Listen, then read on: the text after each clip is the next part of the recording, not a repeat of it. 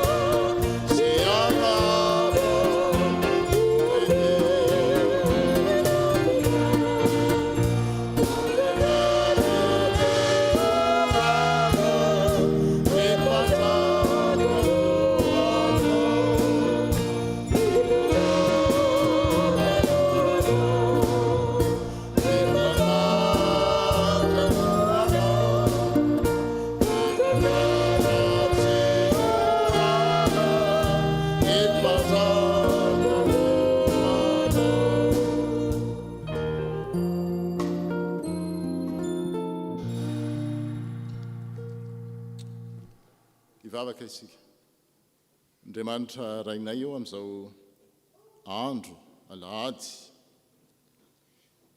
ankalazanay ny nanomezanao ilay zanakao ilay tokana tonga tetỳ tany ny aina ny fomba mahaolombelona rehetra afa-tsy ny fahotana nizara ny atsarany rehetra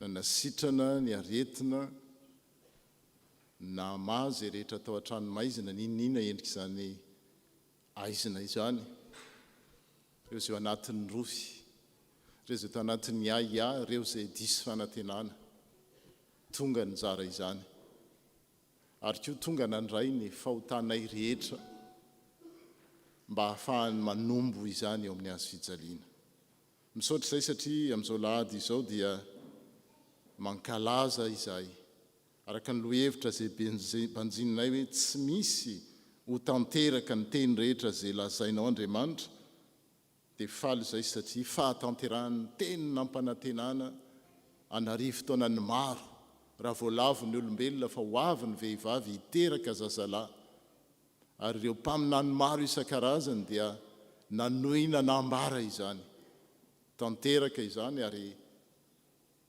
izay fiangonany Jaune Vory dia mankalaza izany fahatongavany zanakao izany tokoa koa tahaka ireo mpiandry ondry tany Betlehema ny fifalianay ny zotomponay ny amin'izany fankalazana izany ny finoanay miredareda tahaka n'ireo magy tahaka n'ireo anjely maro be isan-karazany manoloana n'ilay tranonomby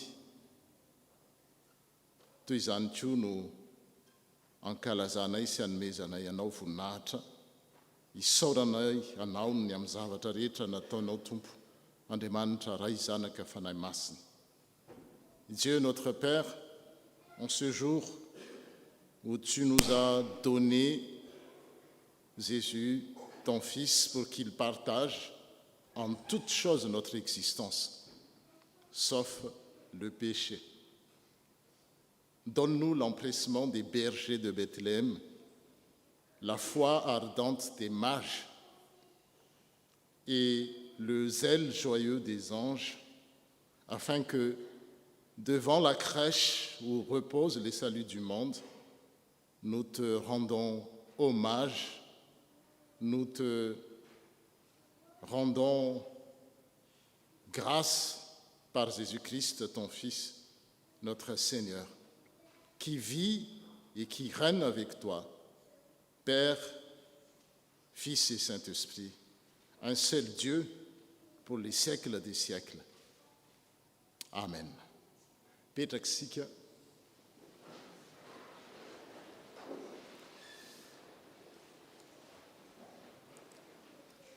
Mialohan'ny hamakitsika ny soratra masina dia mbola ataontsika ny hira 5:70.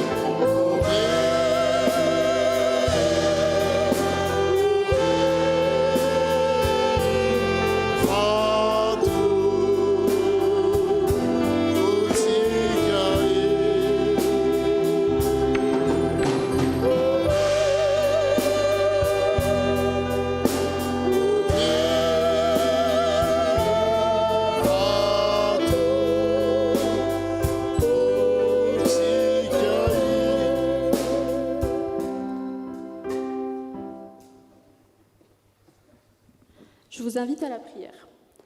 Seigneur, je te remercie de nous avoir donné le temps de pouvoir écouter ta parole en cette veillée de Noël. Prépare nos cœurs et nos esprits à entendre ta parole, qu'elle soit une lumière et un guide pour nos vies. C'est en ton saint nom que nous faisons cette prière. Amen.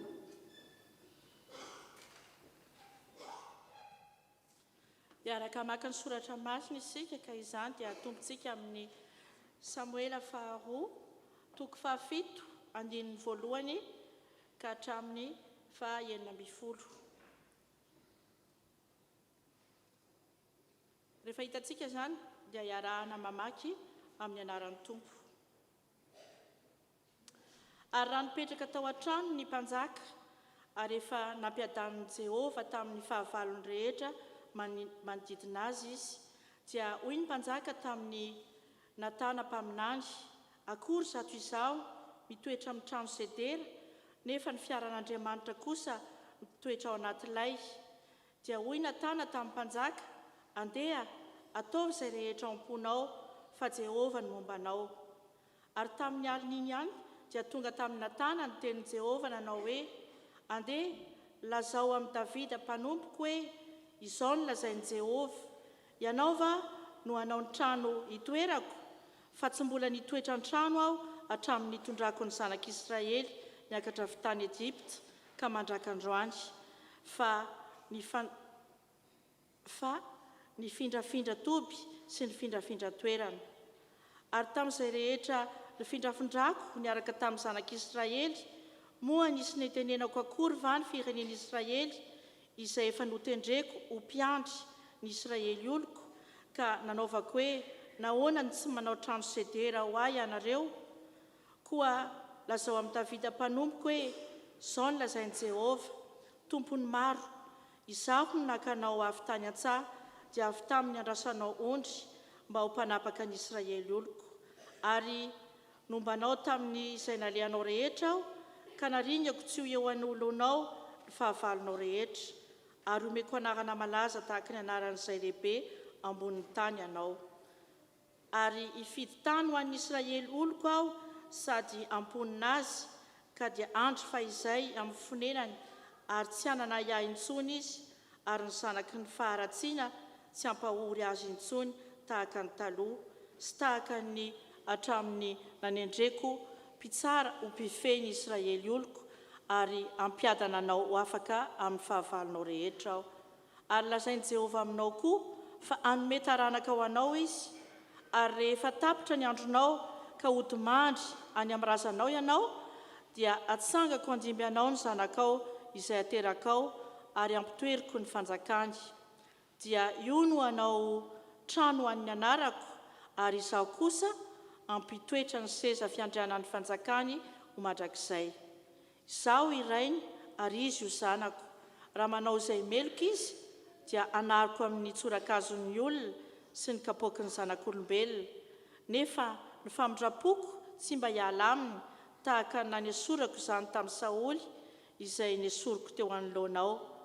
Ary ny taranakao sy ny fanjakanao hitoetra eo anatrehanao mandrakizay, ny seza fiandriananao hitoetra mandrakizay. Nous continuons la lecture dans Romains chapitre 16 du verset 25 à 27. Romains chapitre 16 du verset 25 à 27. Dieu peut vous affermir selon l'évangile que j'annonce, la prédication de Jésus-Christ, conformément à la révélation du mystère qui a été tenu secret pendant des siècles.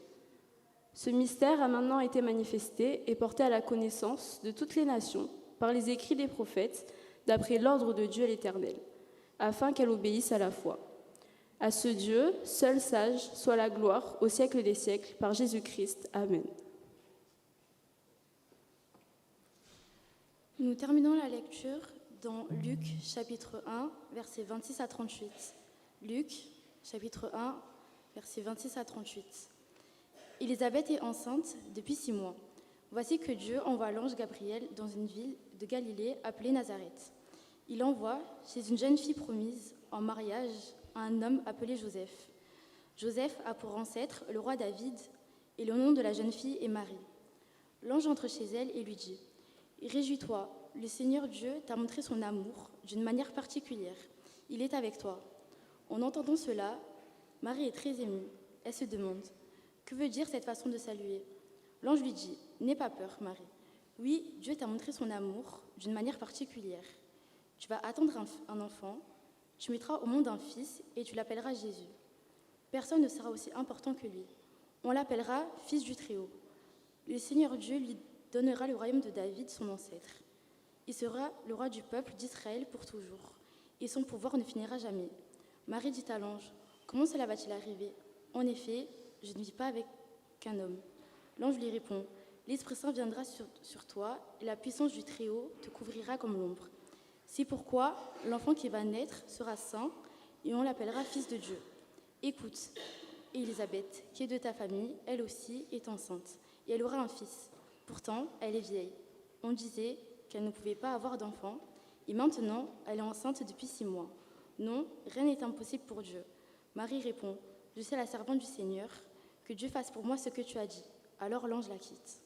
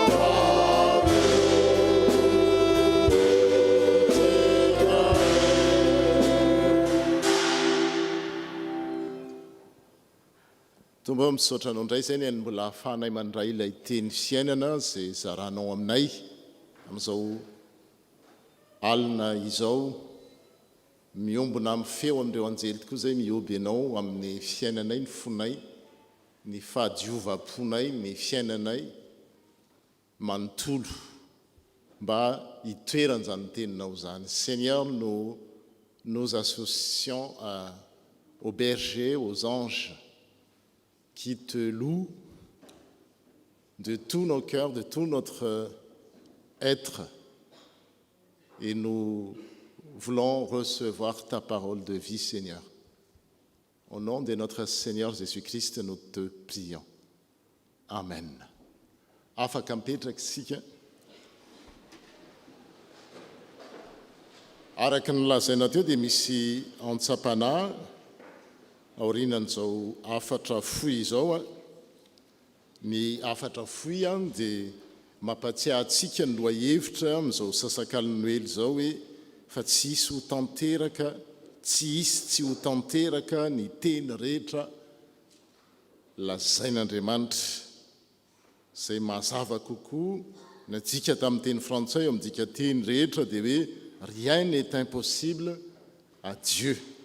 Tsy misy mihitsy tenin'Andriamanitra na dia iray aza voalaza amin'ny soratra masina no lazainy ka tsy ho tanteraka izany satria Andriamanitra no miteny azy. Ary zany hoe tsy ho tanteraka izany ny tenin'Andriamanitra dia ny anjely no miteny an'izany tamin'ny Maria renin' Jesosy raha tonga namangy azy izy ilaza ny ahaterahany zazalahy. Averintsika vakina izany ao amin'ny andininy fahenina amby roapolo. Ny anjely Gabriel, ny anjely ny dikany dia hoe ny rahan'Andriamanitra, angelos amin'ny teny grika. Tamin'ny fahenim-bolana dia ny rahan'Andriamanitra ny anjely Gabriel ho any an-tanàna iray antsoina hoe Galili, antsoina hoe Nazareta, ho any amin'ny tovovavy anankiray virjina, mbola tsy nanana firaisana amanofo, mbola tsy ranofo, tsy manambady, fa voafofo kosa ho vadina lehilahy anankiray antsoina hoe Josefa, avy tamin'ny taranaky Davida. Ny anaran'ity tovovavy ity dia antsoina hoe Maria, ary rehefa niditra tao amin'ilay tokantranon'ny Maria ilay anjely Gabriela dia niteny hoe arahaba ohatry ny fanao rehetra. Rehefa miaona dia miarahaba, ary zany nitaizantsika ny fiangonana ny zanakitsika zay indraindray etseroa hoe tsy mahay miarahaba ny zanaky ny malagasy. Tsy malagasy rehetra fa ny malagasy ety andafy, satria rehefa makany Madagasikara ianao any ambanivohitra any mifankalala le olona tsy mifankalala dia manakory aby raha ny amin'ny faritra tsimotsimo izy akory jiaby, fa tsy haitsika loatra intsony zany ny ray aman-dreny koa tsy mitaiza ny zanany arahaba. Nefa zay ara-tsoratra masina zany raha ilaza vaovao mafaly Andriamanitra amin'ity tovovavy kely ity Maria dia metomboka amin'ny arahaba izany. Ary ny fotoam-pivavahana dia tsy misy fotoam-pivavahana mihitsy raha tsy misy ny atao hoe arahaba na salutation apostolika. Ka tsika mankalaza ny sasakalinoely zao dia ataontsika lahara-pahamena, satria mahamenatra ny mandre hoe tsy mahay miarahaba intsony ny zanaky ny malagasy ety andafy, fa inona loatra ny manjo azy. Ndray aman-dreny veny tsy mampianatra sa ny ankizy mafilo, tsy manana ny valiny fa na ny zanako koa mba taizana ao anatin'izany. Fa ny zavatra tianao tsindriana dia zao zava-dehibe zany fiarabaniny zany, satria na anjely ny rahan'Andriamanitra ary anjely Gabriela, tsy anjely ny rahan'Andriamanitra izy dia miditra amin'ny tokantrano anankiray dia milonjolonjo sy miteny tonga tsy miarahaba hoe miteny malagasy na manotezitra ilaza vaovao mafaly izy dia metomboka amin'izany arahaba. Azo adika koa hoe mifalia, satria ny arahaba sy ny fifaliana miaraka. La joie et le souhait d'un bon jour ou d'une journée belle et agréable sont liés. Arahaba ry lay no asoavina ny tompo no momba anao. Miteny frantsay a dia hitantsika teo a réjouis-toi Marie, le Seigneur Dieu t'a montré son amour. Comment il a montré son amour à cette jeune fille? Il a montré son amour d'une manière particulière. Le Seigneur est avec toi. Tsy mba fanao zany hoe ny tompo momba anao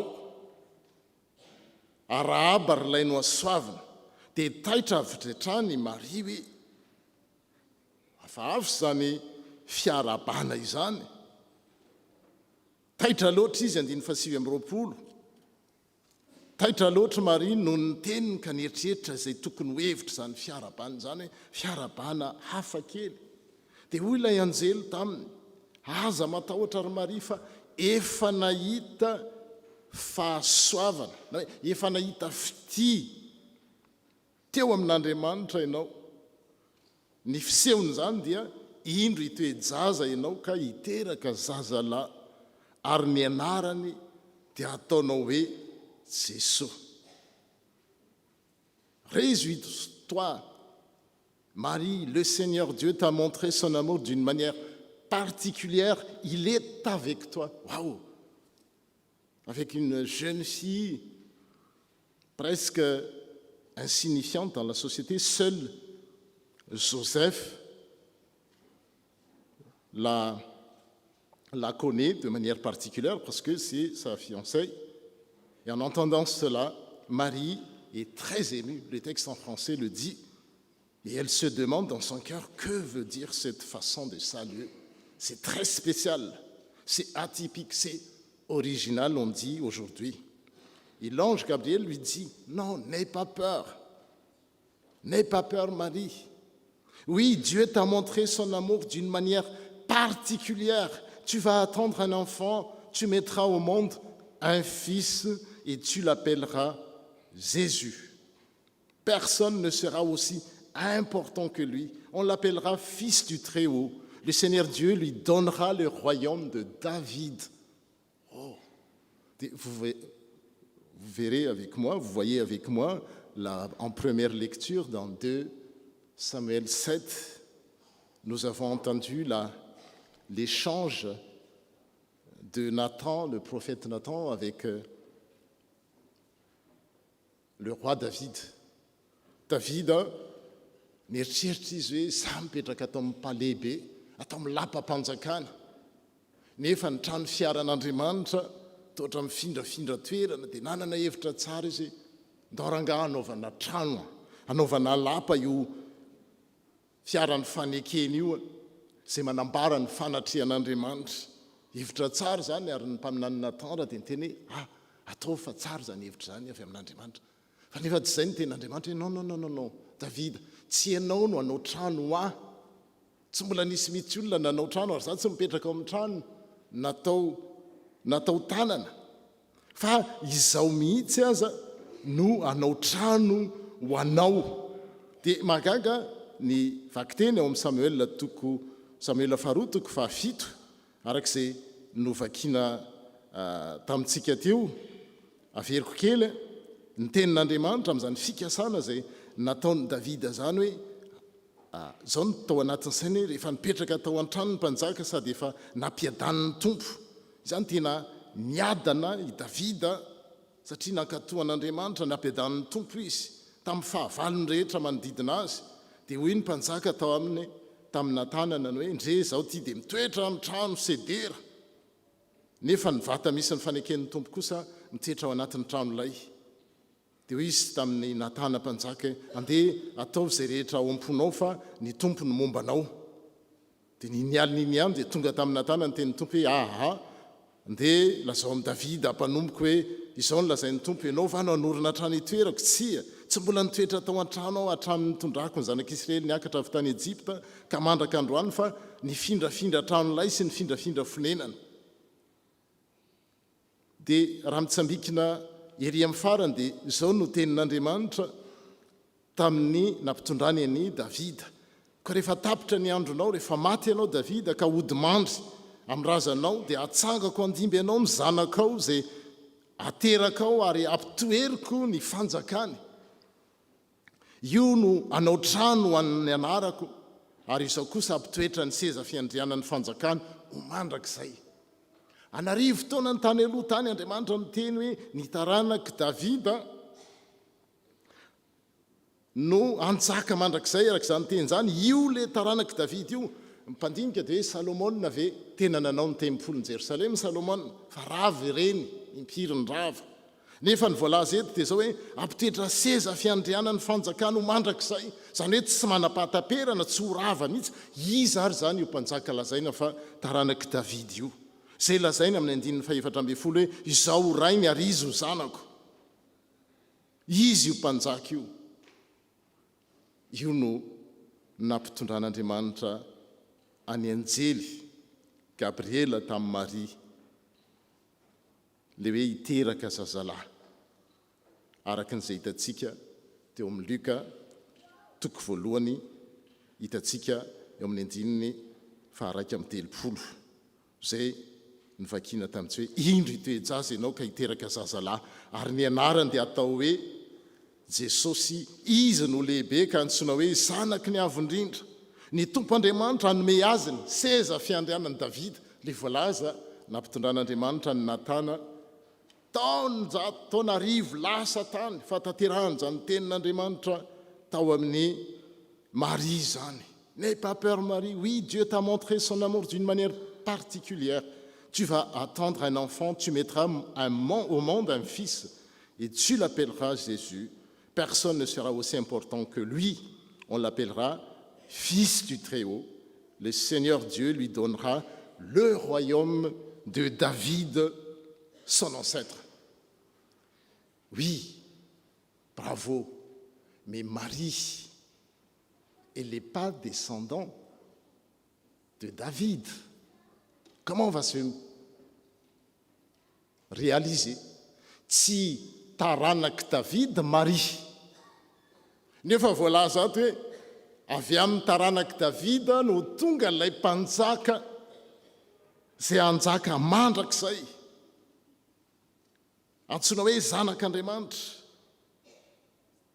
Izy no anjaka ny fanjakany dia tsy anapahataperana. Anjaka amin'ny taranaka Jakoba mandrakizay izy. Ary ny fanjakany tsy anapahataperana. Ny seza fiandrianan'i Davida rainy ka raha zanaky Maria ary le zaza teraka ankalazantsika amin'izao ty. Tsy zanaky Davida izy satria Marie tsy avy amin'ny taranaka Davida. Elle n'est pas dans la lignée de David. Comment va se faire? Et voilà la clé de cette célébration de Noël aujourd'hui et demain. La puissance de la parole. Ny herin'ny teny nomena. Tena, Jésus n'est pas le fils biologique de Joseph. En fait, c'est Joseph qui est le descendant de David. Mais par la parole donnée, tany hoe le mpifamofa ary zay masaro-pady, masaro-bidy an'izany hoe teny nomena. Eo mpivady dia teny nomena hoe tiako ianao dia lasa nofo ray izy. Eto, c'est la simple promesse de Joseph à Marie, je te prends pour épouse, et ça va entrer, ça va accomplir la promesse que ce fils va être de la lignée de David. Biologiquement, non, impossible, mais rien n'est impossible à Dieu, parce que sa parole est efficace. Et notre parole aussi est importante et efficace. D'où la raison pour laquelle nous faisons attention aux paroles données, aux paroles reçues. Nous entrons en débat parlementaire en France. Nous venons de vivre une élection présidentielle à Madagascar. Il y aura encore des élections législatives communales. Mais la valeur de la parole, chers amis, c'est important. Rapiditsika dia mbola hanohy an'izany. Izany hoe teny. Ary izay mahasarobidi ny teny. Za mamerina foana hoe rehefa miteny mitory-teny eto na pastera na iza, tsy izy no miteny fa Andriamanitra, ary manana hery. La parole qui est proclamée a une valeur performative. Satria tenin'Andriamanitra. Mamelona, haina man'izay mahazo azy. Eto dia izao ny mpandinika rehetrarehetra hoe tsy possible zany e. Raha ohatra ka avy amin'ny fanahy masina no nahatonga ny Maria ho bevoka, mety ho possible zany, mety ho tanteraka zany, fa tsy tanteraka le hoe taranaky Davida, avy amin'ny taranaky Davida, fa tanteraka zany, noho ny teny hifanomezana izy mivady. Teny izay meny Josefa any Maria fofombadiny hoe isaka hialanga izy. Hitretiny hoe ohatra antsika zao nanana mba tetikasa ohatra ny rehetrarehetra, ohatra ny tanora rehetrarehetra, ohatra ny mpivady rehetrarehetra, ny mpamofo rehetrarehetra, seria hanambaditsika, no fety be tsika, tsasaitsika daholo ny havana rehetrarehetra, zao ny akanjo, zao ny lokony, zao ny ariky ny invité. Indray rehefa hanambady mantsy dia any ny problème voalohany, iza no invité na ahoana zao liste de mariage zao voilà. Dia miady. Dia indray amandreny amin'izao sahirana mihitsy hoe nous sommes comme des invités, mialatsiny raha misy an'izany eto. Fa tsy le mpanambady no tena tonga dia efa manao zao. Zany moa ny fiainantsika amin'izao tsy hifanomezantsiny. Fa ny tena zava-dehibe amin'ilay fanambadiana dia c'est la parole donnée. Asa rehefa nitantarako anareo amaranako azy dia nisy fotoana tamin'ny izay mivady mbola tsy mpivady fa mpifamofo ohatran'ny Josefa, dia efa miara milalao amin'ny ren'iray aman-dreny, rafozan-dahako, en jouet, au belote. Vous savez que je suis très bien en belote. Non. Misy mialina ao ambadika raha miteny an'izany fa milalao aho, mahafinaritra ny belote na domy. Dia mizaha reo.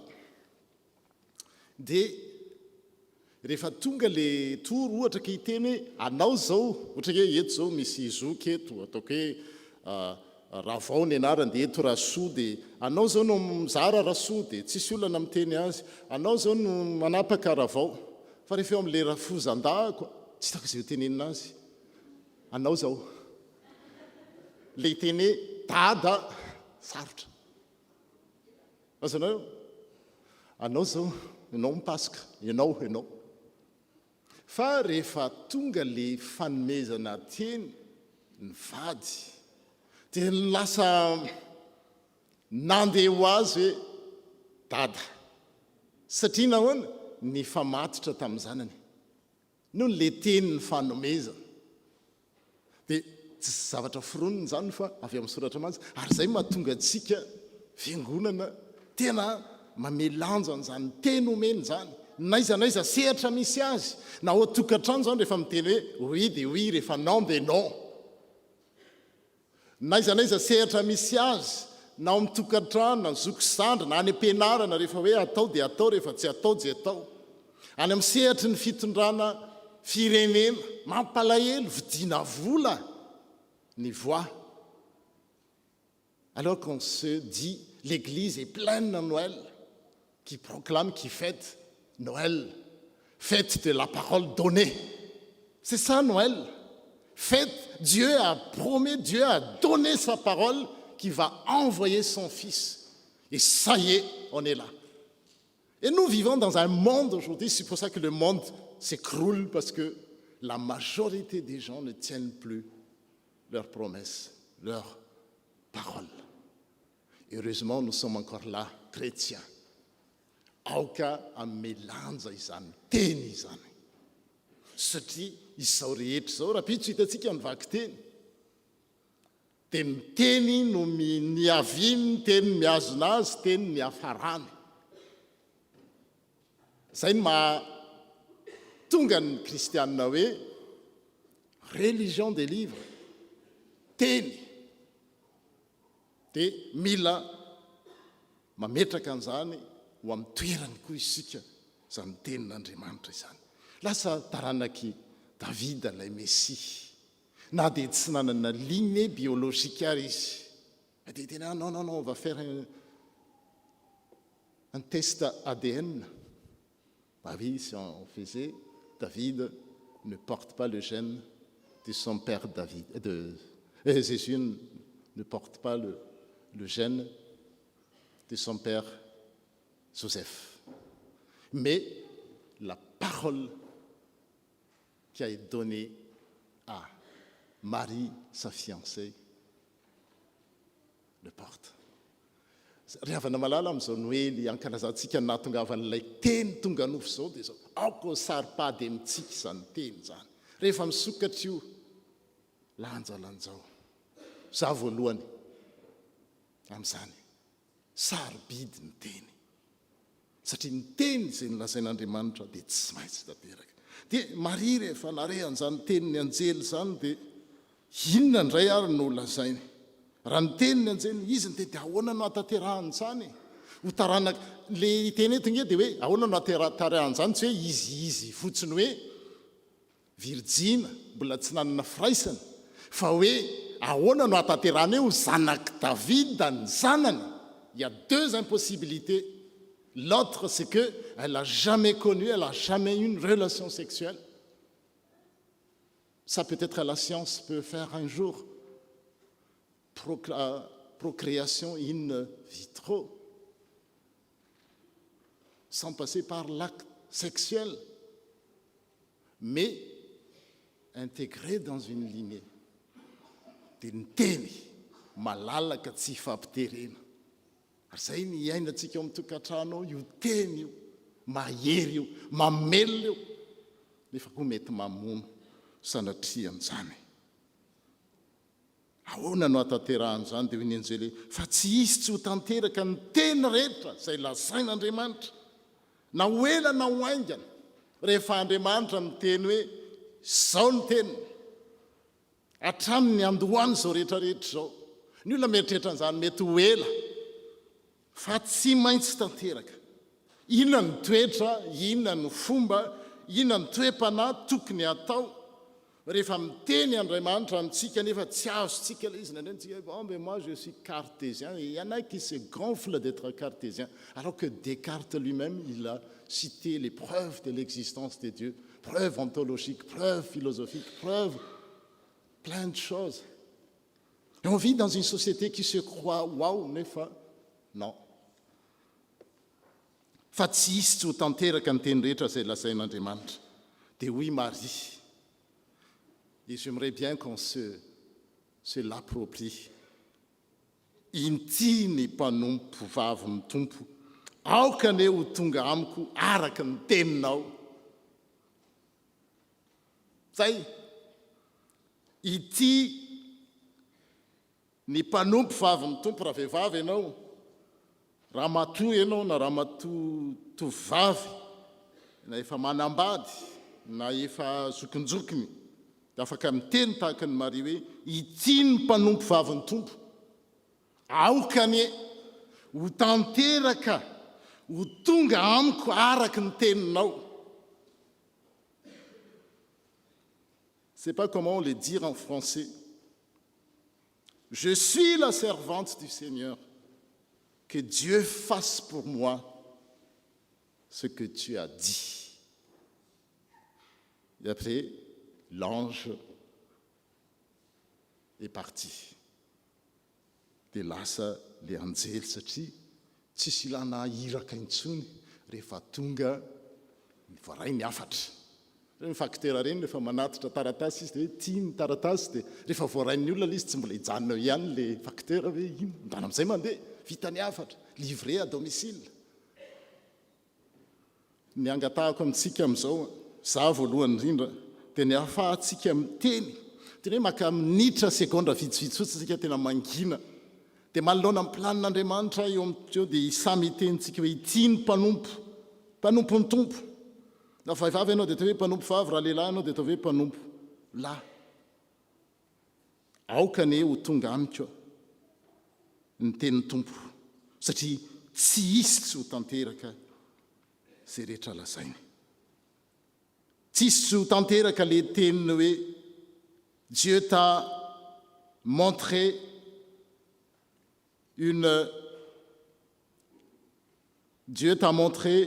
son amour d'une manière particulière dia amaly an'izay tsika hoe qu'il soit ainsi aoka tanteraka antsika ny célébration ataontsika rehetrarehetra eto tout ce que nous faisons aussi important soit-il n'auront jamais de sens si on ne fait pas cette démarche aoka ho tanterako amin'ny fiainako zany hoe Andriamanitra mampiseho ny fitiavany manokana amiko zay zay ny voalohany zay ataovy tena hoe azavela isy anakatsakana mihitsy hoe tena raisiko tahaka ny Maria hoe ity ny mpanomponao aoka ho tanteraka amiko zany fitiavanao manokana zany que ton amour que tu m'as montré de manière particulière soit efficace dans ma vie. Après, je vais préparer les dindes. Il faut en profiter. Après, il faut acheter les beaux habits, les beaux vêtements. Il faut en profiter. Inviter les amis, chanter bien, faire les guirlandes. Le Seigneur, notre Seigneur, n'est pas contre de toutes ces manifestations-là, dans la mesure où on a reçu l'essentiel, l'amour que Dieu nous a montré de manière particulière. À Dieu seul soit la gloire pour le siècle des siècles. Amen.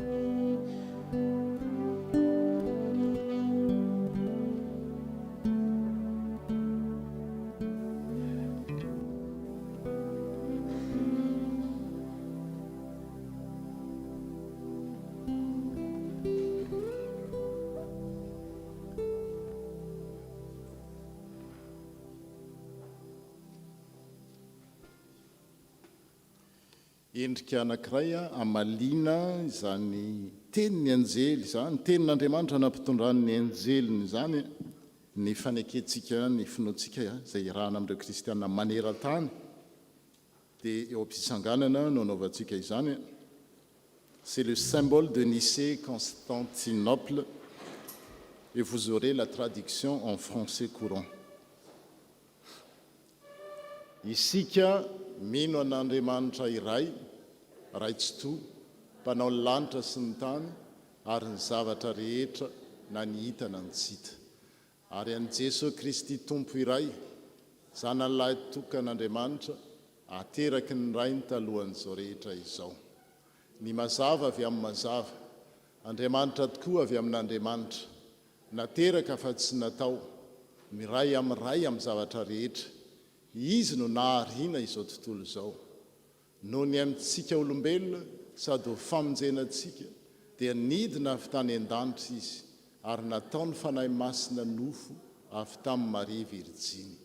Dia tonga olona izy, nombona tamin'ny hazo fijaliana ho fanavotanantsika tamin'ny nanapahany potiplato izy nijaly izy ka nalevina nitsangana tamin'ny maty tamin'ny andro fahatelo arak'izay voasoratra izy niakatra ho any an-danitra izy ary nipetraka eo ankavanan'andriamanitra ray avy any lehiviny indray amin'ny voninahitra hitsara ny velona sy ny maty ary mandrak'izay ny fanjakany isika mino ny fanahy masina tompo sady mpanome aina izay avy amin'ny ray sy ny zanaka ka nitsaoana sy ankalazana miaraka amin'ny ray sy ny zanaka izy dia niteny tamin'ny vava amin'ny mpaminany isika mino ny fiangonana iray miorina amin'ny fanambaran'ny apôstôly ary manerana izao tontolo izao isika manaiky ny batisa iray ho famelan-keloka sady manotena ny fitsangana amin'ny maty ary ny fiainana mandrakizay amen afaka mipetraka isika izao dia miroso amin'ny antsapanahy isika nareo sampana velona eto amin'ny fiangonana no ifandimby amin'izany izay sokafany sampana zava-maneno dia anao izany ny STK ny SVK SLK dia faranany Amafi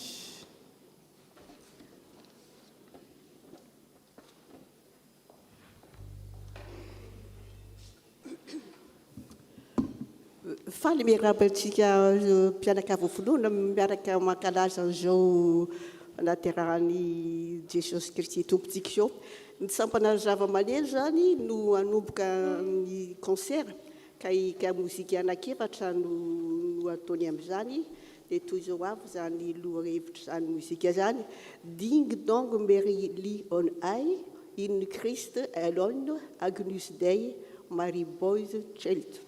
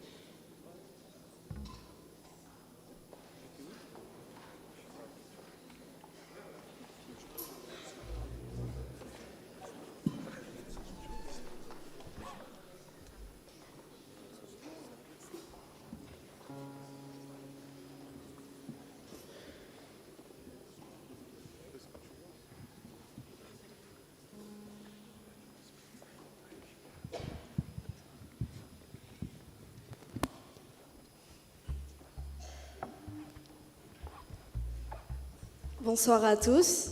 Alors, dans la continuité de ce petit concert, les jeunes ils ont à cœur de vous partager un message à travers les louanges qui vont suivre. Pendant les préparations de Noël, la question par rapport à la signification de célébrer ce Noël et aussi les remarques qui sont le plus revenues, c'était la reconnaissance. Reconnaissant car nous pouvons encore nous réunir, nous sommes reconnaissants car nous pouvons encore fêter Noël ici, dans cette église, et heureux tout simplement de célébrer la venue de Jésus. C'est pour ça alors que nous allons chanter Total Praise, qui veut dire tout simplement une éloge en fait, et aussi Christmas.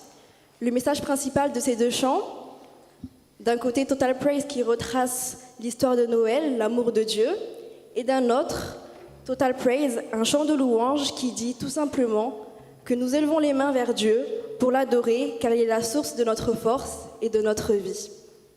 Alors ce soir, nous vous laissons avec ce verset qui se trouve dans Luc, chapitre 2, versets 13 à 14, que je vous lis au nom de Jésus. Soudain, il se joignit à l'ange une multitude de l'armée céleste, louant Dieu et disant « Gloire à Dieu dans les lieux très hauts et paix sur la terre parmi les hommes qui l'agréent. » Bonne veillée à tous.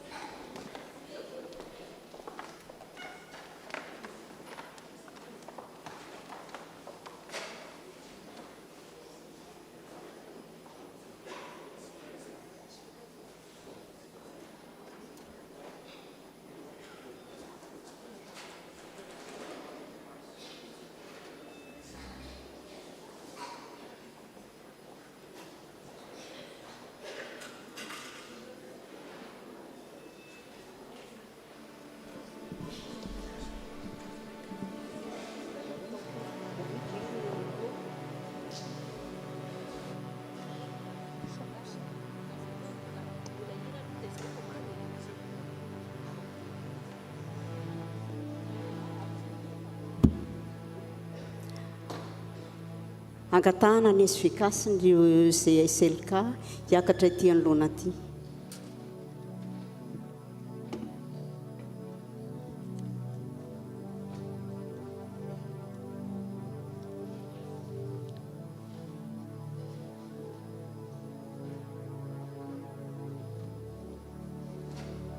ao arinany SLK sy ny SVK dia ny sampana fifoazana zafify efa miomana sady izy ireo.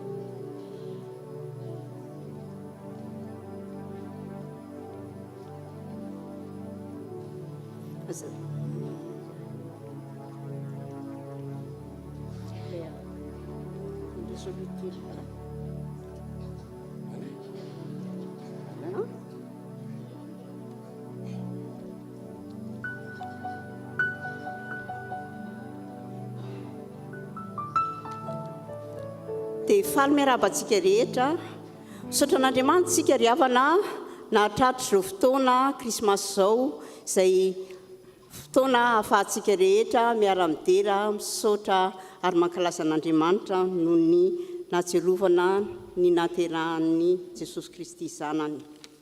Fifaliana ho anay SVK sy SLK ny manolotra seho aminareo, seho an-tsehatra aminareo, mitondra ny lohateny hoe krismasy mpamonjena na tantara nahaterahan'ny Tompo. Natao indrindra zany tantara zany mba ahatserovantsika hatrany ny zava-nisy, ny tantara nisy tamin'izany fotoana izany, sy ny tantara nisy tsy hanajonontsika ny fitiavan'Andriamanitra atsika dia nanolorany ny zanany lahatokana ilay teny tonga nofo nononao amintsika.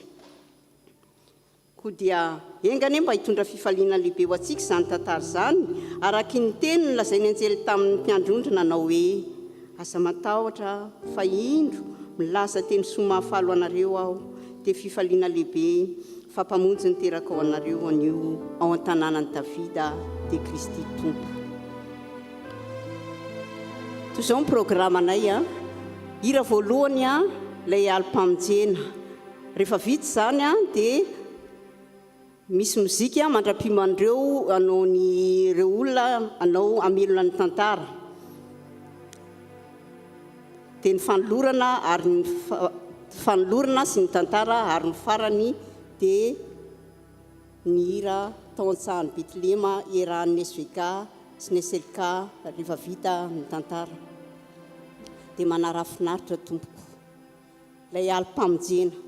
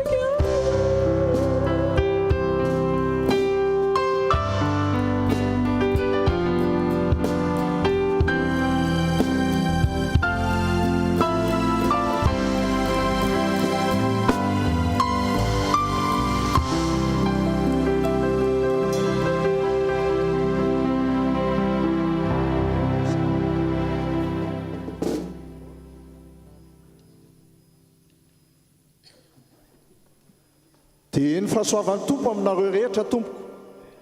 Ny fifoazana miaraka amin'ny zanaky ny fifoazana no anao hira anankiray ho antsika, zay hira fantatsika loatra tsy misy soa afa-tsy Jesosy.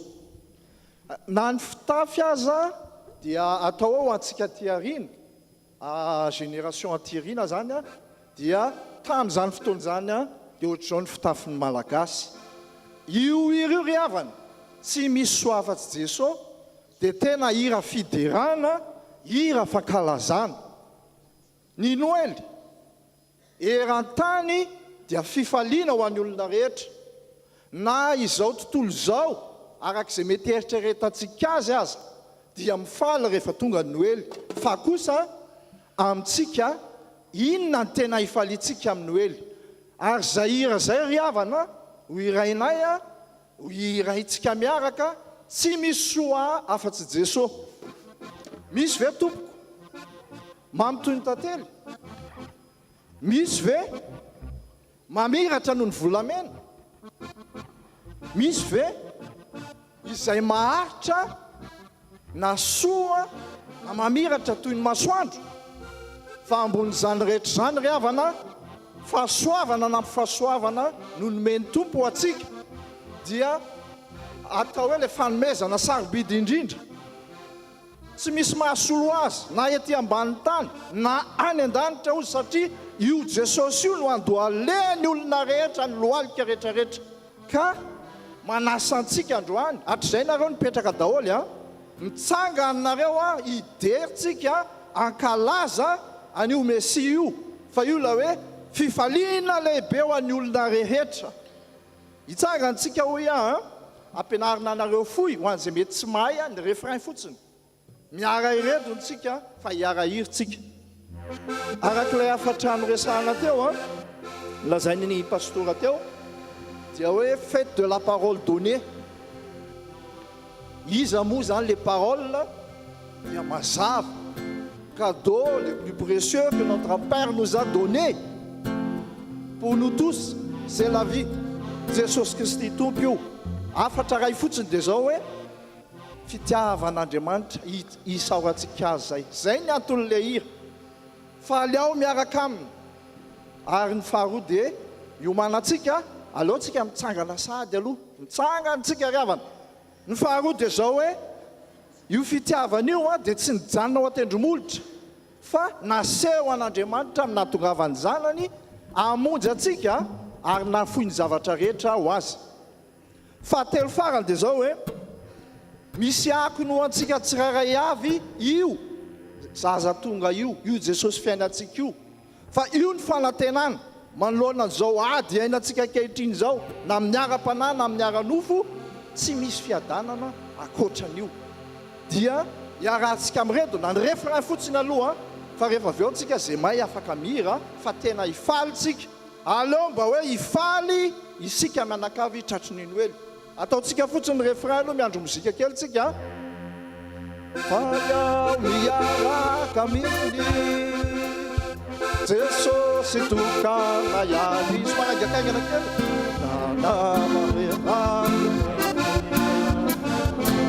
Faly ao aminy. Eo ihany.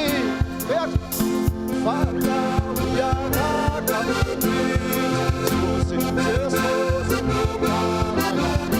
Amate mahatra ate mahatra olona, afaly ao e faly ao aminy. Eo ihany. Faly ao miaraka aminy Jesosy tokana ihany. Amate mahatra afaly ao e faly ao aminy. Ao tsara ny refrain anao amin'izay tsika tena hidera ny fotsika rehetra an'izany atao hoe Jesosy Kristy tompo, fifaliana lehibe ho an'olona rehetra. Lasa afitsika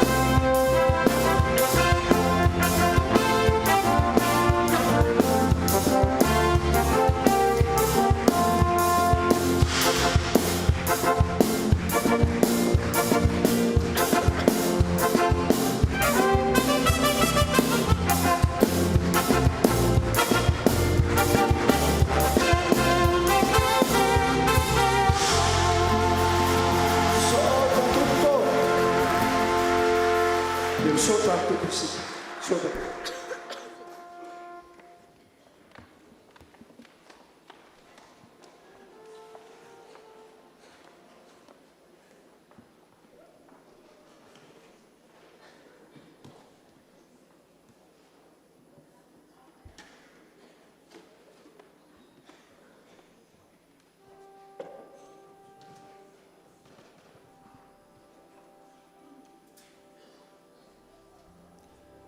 averina ioena eto indray ilay tantara fa mahafinaritra tsara dia tsara tantara malaza tsy lefiny ela tsy azo vonoina tsy azo avela tsy inona izany fa ilay famonjena natolotra ho an'ny mponina tany atao tonosary mba izy jerena hipetraka tsaina hatrany hatrany ho sary miteny mihetsika koa lazaindreo olona maro izay faly tokoa tsy dia asarotona lalina nefa koraisom-pitiavana izay zavatra efa krismasy mpamonjena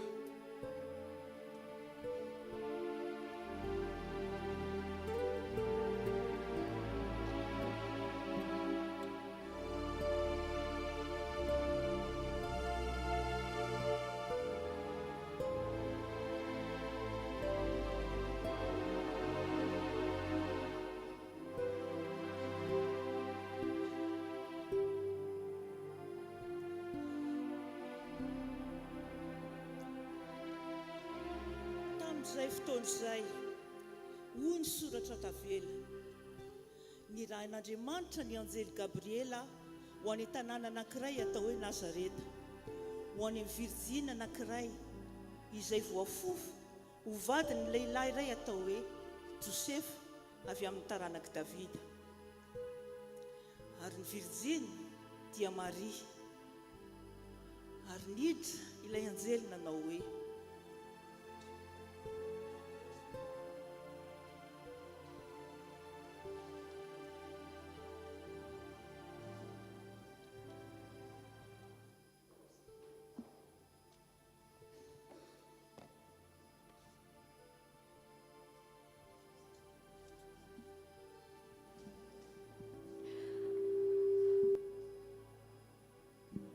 araba arena soavana ny tompony mombanao taitra loatra izy no niteniny ka nieritreritra izay tokony ho hevitra izany fiarabany izany aza matahotra ianao ry Maria fa efa nahita fitita amin'Andriamanitra ianao indro hiteraka zazalahy ianao ary ny anarana atao hoe Jesosy izy no lehibe atao hoe zanaky ny avo indrindra ary anjakany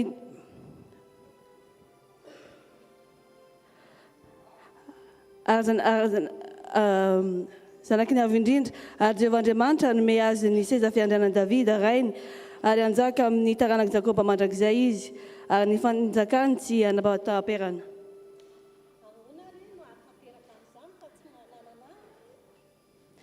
ny fanahy masina ho aminao ary isy ny herin'ny avo indrindra analoko anao koa masina izay ny ao ateraky ny kibonao ary indro Elizabeta Elizabeta avanao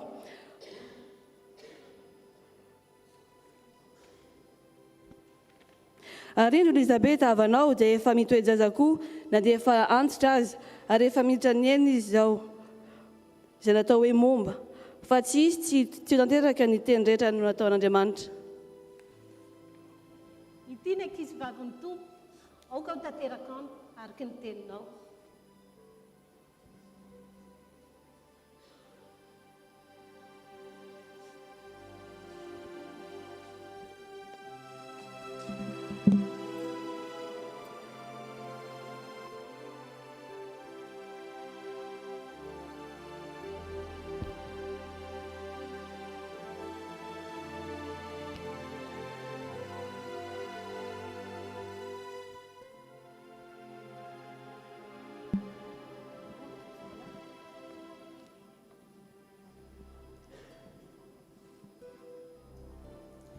ary Maria niainga tamin'izany andro izany ka nandeha faingana ho any amin'ny tanàna anankiray any Joda ary niditra tao an-tranon'ny Zakaria izy ka namangy any Elizabeta.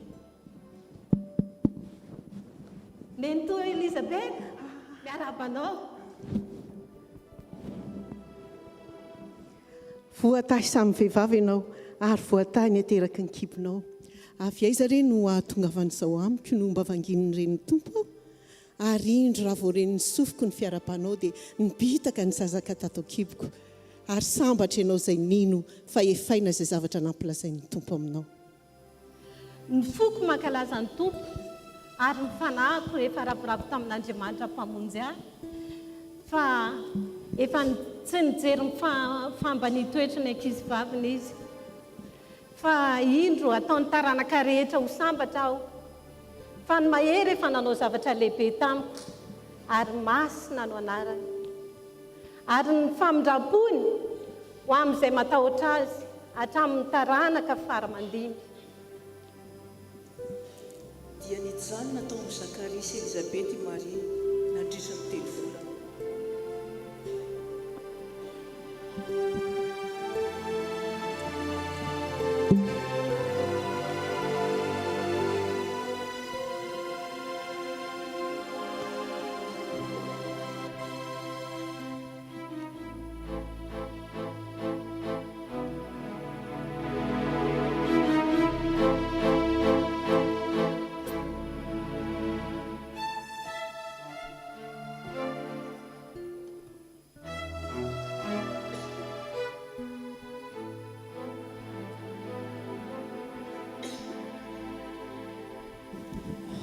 Rehefa nanaiky Maria renin'i Jesosy ho fombadiny Josefa raha tsy mbola nivady izy dia hita fa nitoejaza tamin'ny fanahy masina.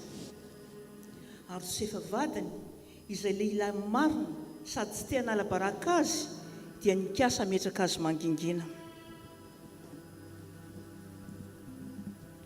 Veriveriny saiko, adaladala ny eritreritra, tsy hitako izay atao e, mba izy are no afaka hanoro izay hevitra mety.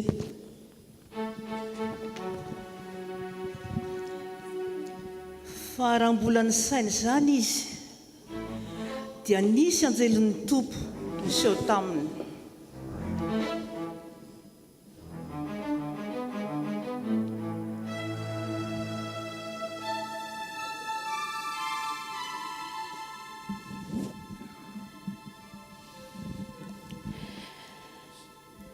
Ry Josefa zanaky Davida,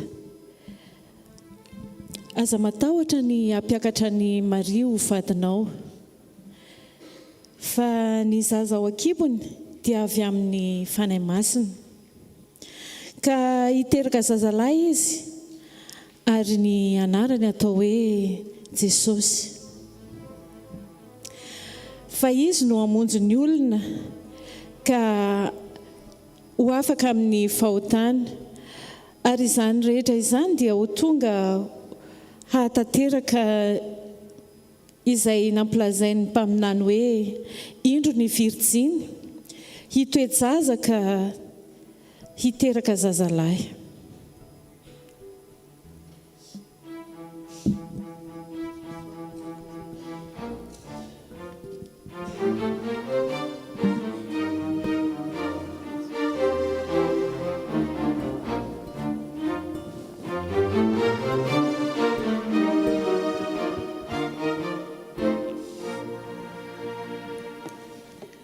Ary rehefa nifoy Josefa dia lasa nanatona ny Maria.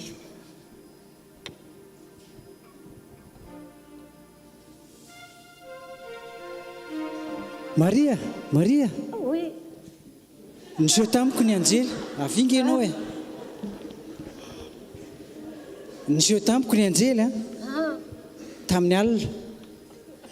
Ianao hono no renin'ny zanak'Andriamanitra. Oui. Dia izaho no hiaro anao sy hiaro ny zanany. Ka dia andao ary ratsy izy.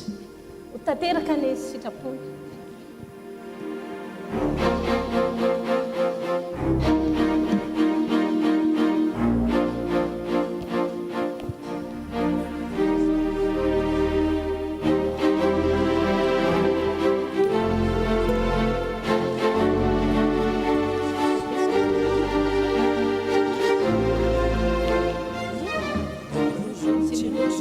Mais non.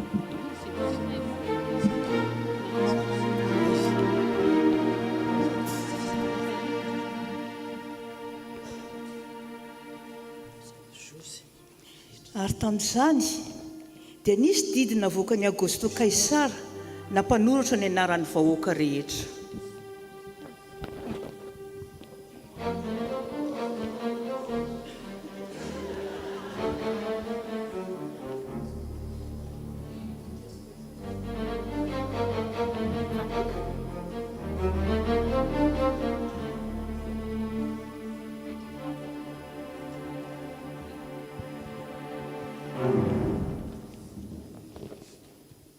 Izao zareo le Kaisara, mahay sy mahery, ka jereo tsara.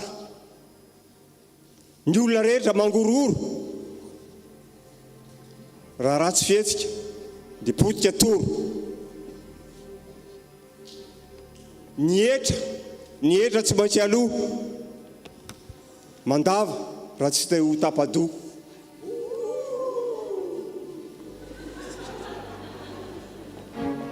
Ny ahy teny tsy maintsy hifaina, fa raha tsy izany manaraka ny aina.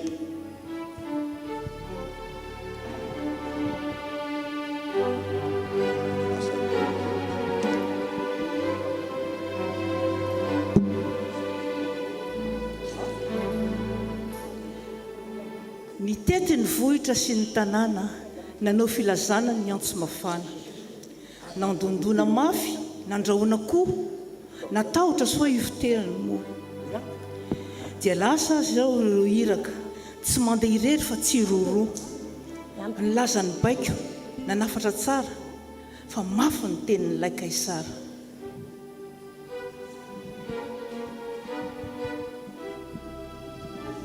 Tsy maintsy misoratra mandohetra, ianareo tovolahy rehetra ka any amin'ny taninareo ny aviana dia ano aleo ny didina andrina. Averina indray mba ho tadidy tsara, misoratra anarana hoy izy Kaisara. Ny lehilahy rehetra no tena ilaina, tandremo fa sao misy malaina, fa raha tsy izany manaraka ny aina.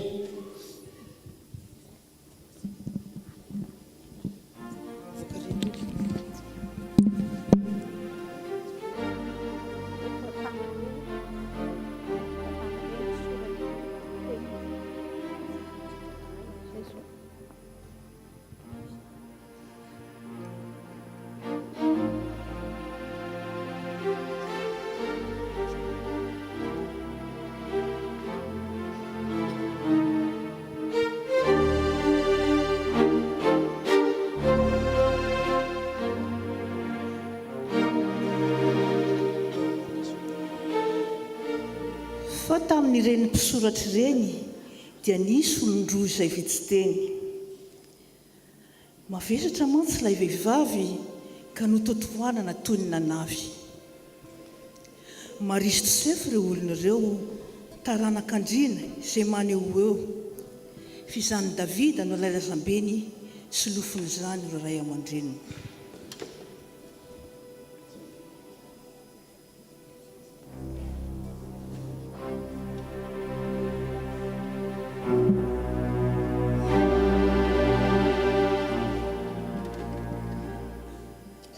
Efa reraka ianao, eny fantatro izany.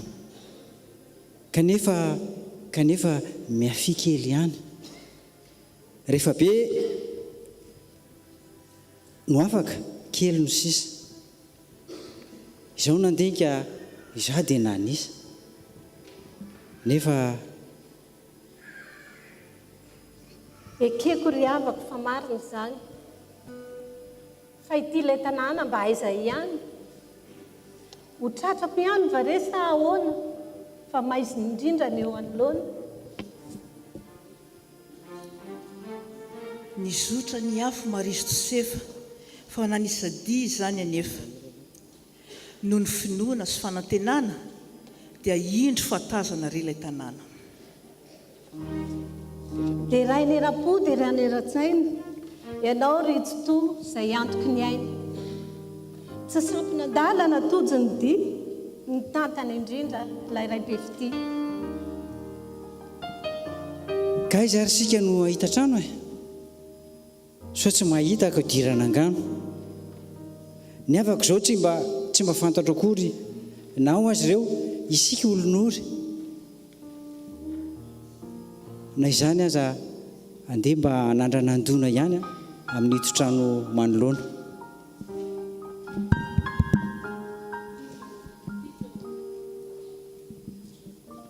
Fizao mandona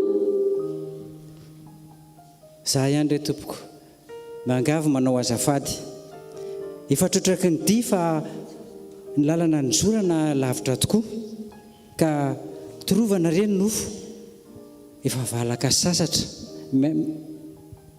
mba mangavy mangataka na dia efitrankely ihany aza mba andrina sy hitsorana ndre ty vadiko mavesatra azafady re mangavy mba ilazao mpianakavy. tsy misy olona atao trano fa tsy atao zareo ka tena tsy azoko atao ny mampiatrano anareo i dadatosina ny to mantsy ho avy fikorana ny mpianakavy itotorebika sy inanagisa matavy efa vonina ny mozika sy ny angodao ka azafady re miangavy any-ankafa re mitady. Tsy izy tsiny re tompoko eny ary ndao ary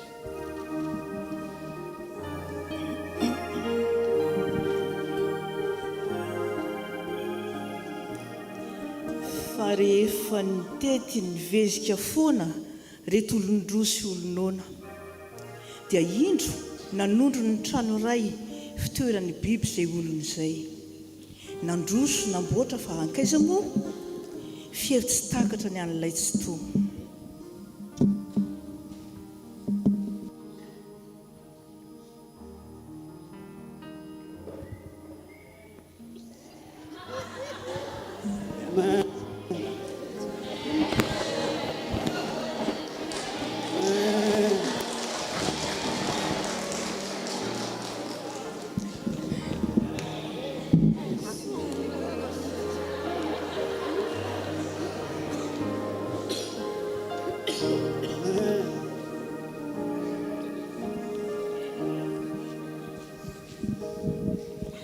Ary nisy mpiandry ondry tamin'izany nitoetra tany an-tsaha nitandrina ny ondriny tamin'ny alina.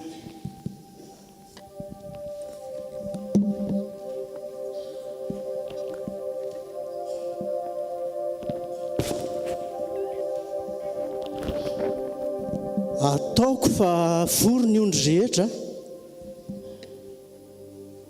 tsy misy tsy tonga izay ny taretra fa alina ny andro ka iambiny indray ka aoka iomana mailo ny tsirairay. marina tokoa izany ile fandalina tony fanao dia iny no atsika hatramin'izao manomboka miambiny miaikay tsara ny sisa rehetra dia matory tsara dao ary atory ka isara zany miambina.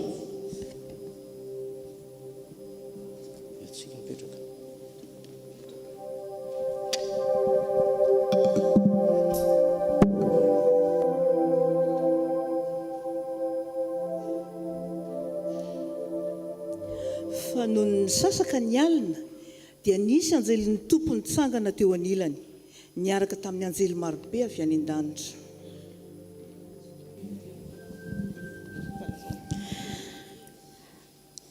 Aza matahotra indro milaza teny somafaly ho anareo aho dia fifaliana lehibe ho anareo ho an'ny olona rehetra fampamonjy no teraka ho anareo anio ao an-tanànan'i Davida dia Kristy tompo.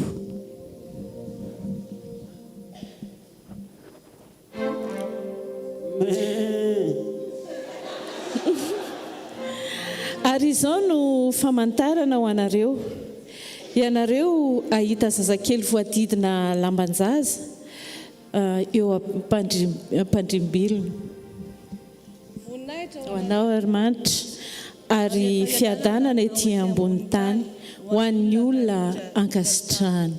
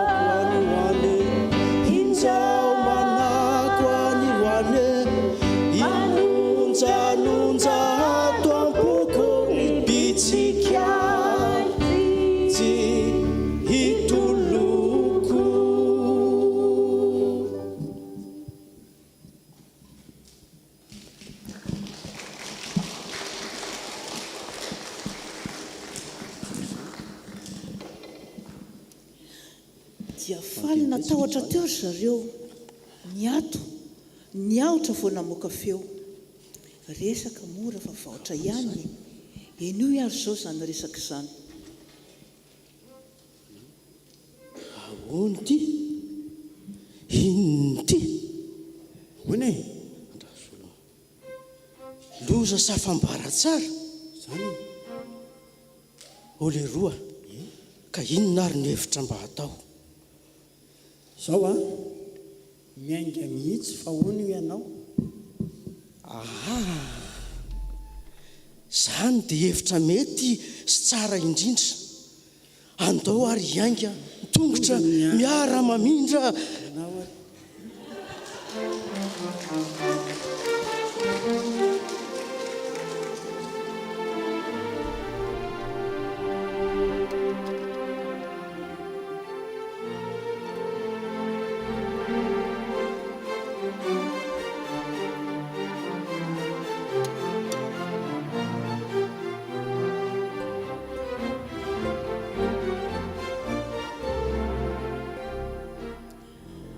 rehefa niditra tao tanàna izy ireo dia nahita ilay trano fandraisam-bahiny ary nanaraka ny asa vana tao an-tranon'omby.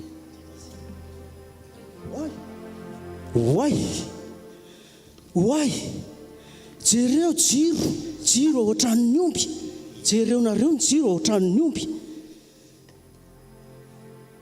Ao ny mpamonjitsika, nahita azy aho.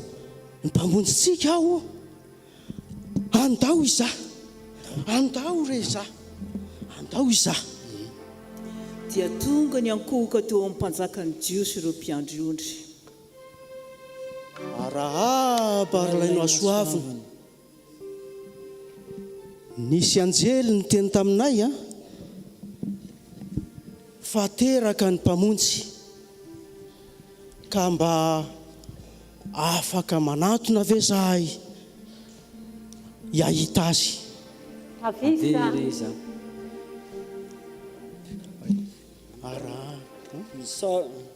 Misaotra anao Andriamanitro, naniraka ny zanakao anay ary mbola namelanao anay ahita azy. Dia lasa ireo mpiandry ondry feno fifaliana. Tonga ny mpamonjy, tonga ny mpanjaka, alleluia.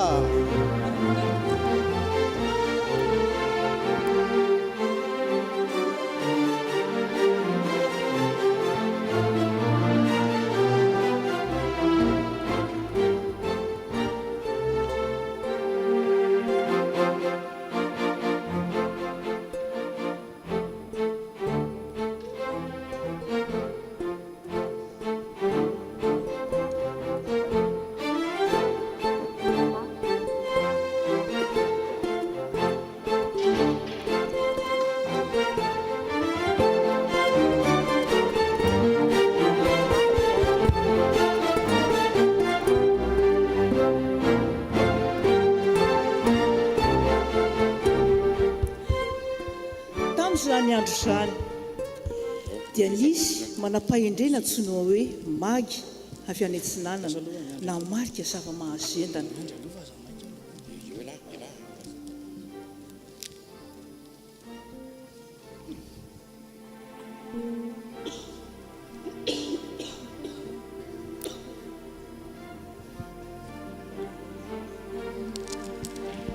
Oay, jereo ry kitandry.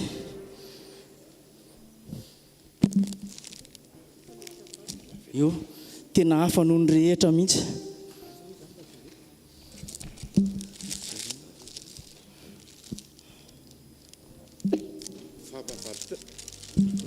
Fampahafantarana io fa teraka ny mpanjakany Jiosy.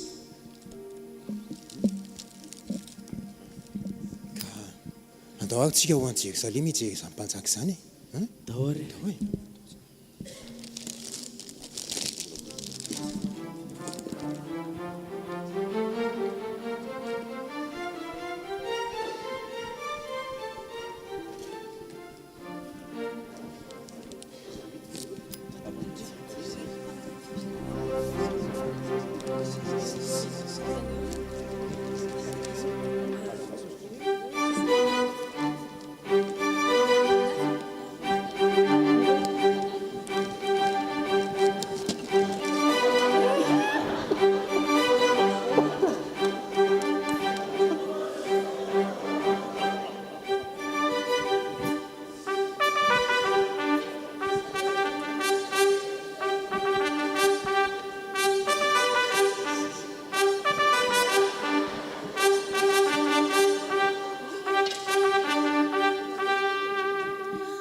Rehefa nandeha andro maromaro ireo magy dia tonga teo ambavahadin'ny lampan'i Herôda.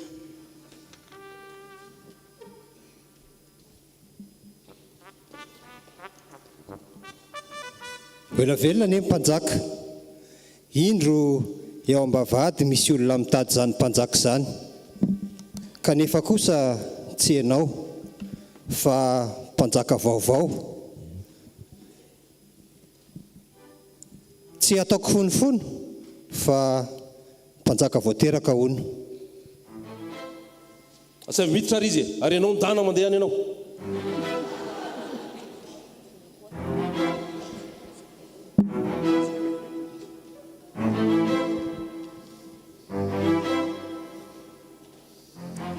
aiza ilay teraka ho mpanjakany jiosy fa nahitankitana teny Antsinanana izahay ka tonga mba ekohaka eo anatrehany.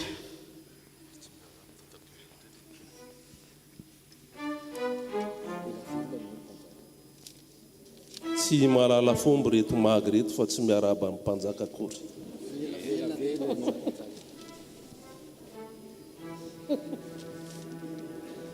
Inona no lazainareo fa tsy henoko tsara hoe?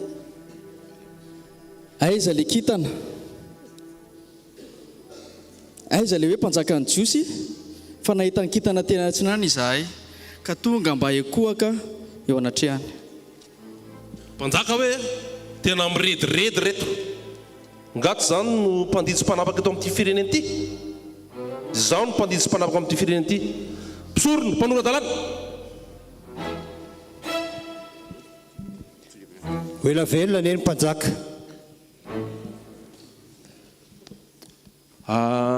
Aiza no naterahan'ilay Kristy mpanoran-dalàna fa Ismaky mankitoy efa nilaza fa tonga ny Mesia. Ao a Betlehema ny Jodia fa hoy ny voasoratry ny mpaminany hoe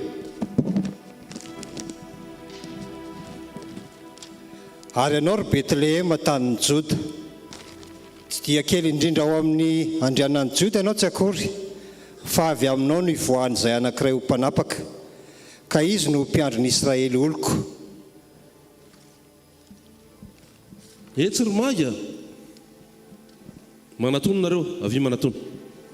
Mba lazao amiko hoe aiza misy ilay zaza fa nalavitra aho dia mety tonga aza.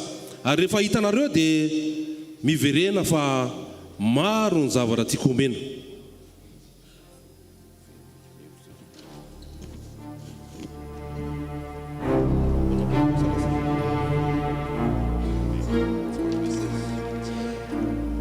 Rehefa nandreny tenin'ny mpanjaka izy ireo dia laza ary indro ilay kitana teny Antsinanana ny aloha azy mandra-pijanona teo amin'ny toeran'ilay sasakely.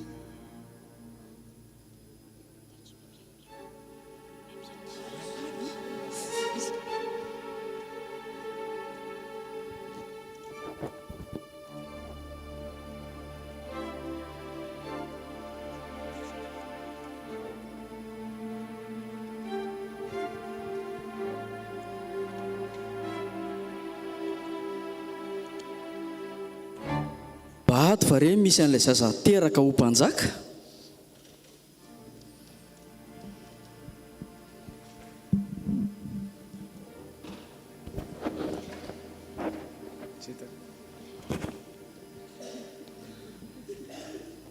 Eny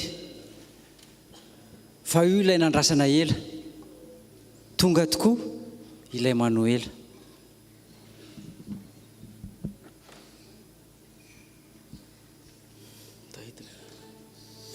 Arahaba ry ilay Mesia fa tonga tokoa anay izay olona ny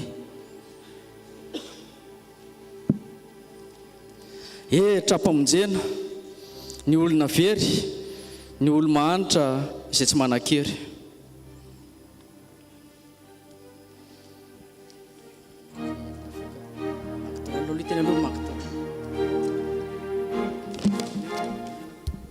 Endre zany hafaliana lehibe ka indreto io zahay vonikanoanao izay mpanjaka hatramin'izao.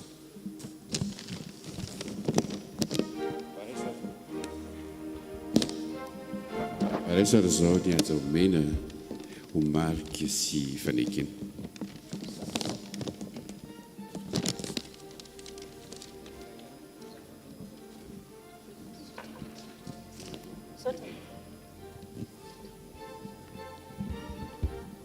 Misaotra ny tompoko.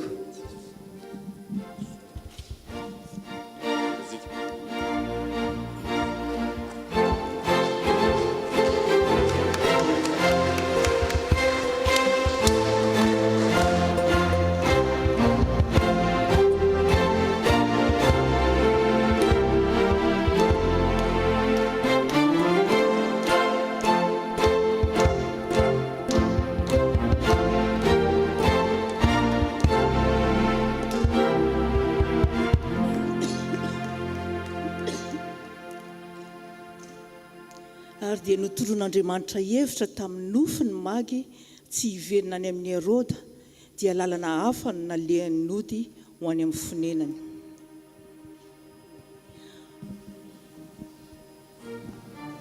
Ary no nilasa nandeha izy ireo dia indro nisy anjelin'ny tompony seho tamin'ny Josefa tamin'ny nofoka nanao hoe: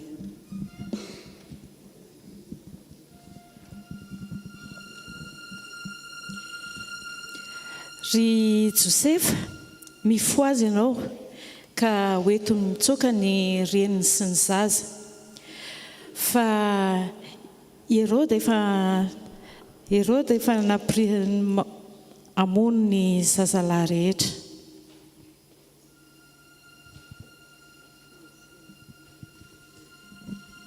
Ary no nifantatra Herôda fa voafitaky ny magy izy dia tezitra ka nampamono ny zazakely hatramin'ny 2 taona no midina.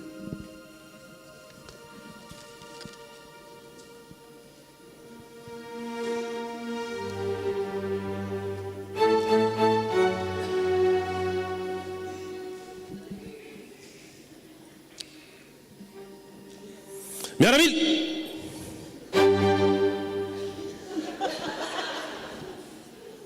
velona velona le mpanjaka. Tena mpamitaky reny magy reny ka zao ndidy ndana vonoy daholo reo zazalahy 2 taona ny midina.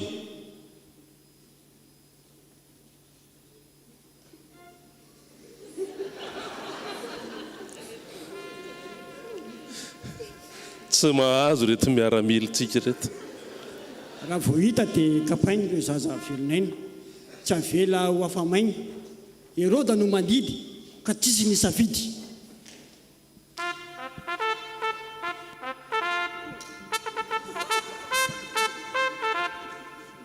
Andolo tia reny kapoto asore ny zaza reny.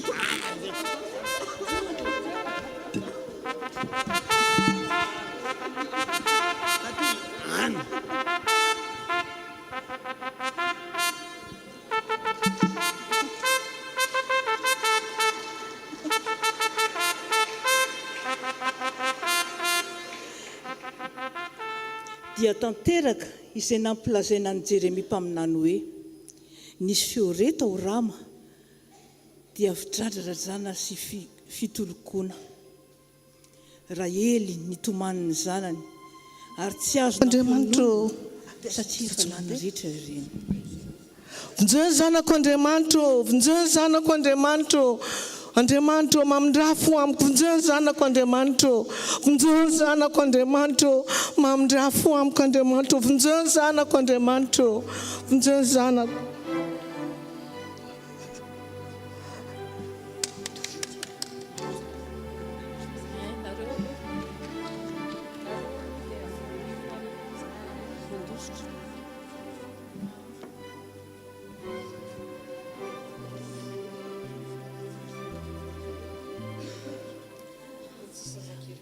Ary rehefa maty Herôda dia nisy anjelin'ny tompo niseho tamin'ny Josefa.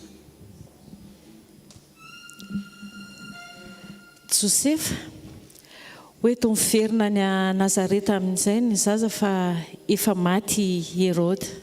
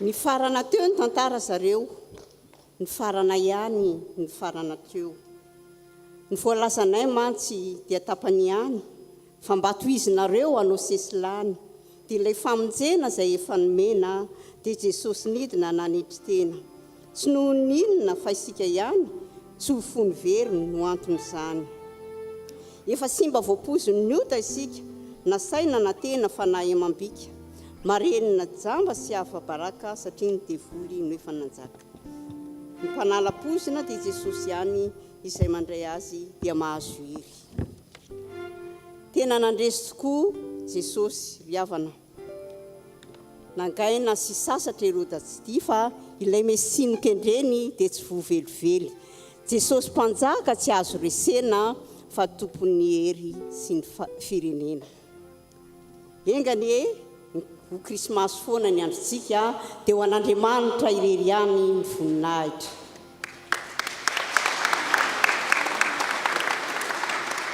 tao an-tranon' omby ny SVK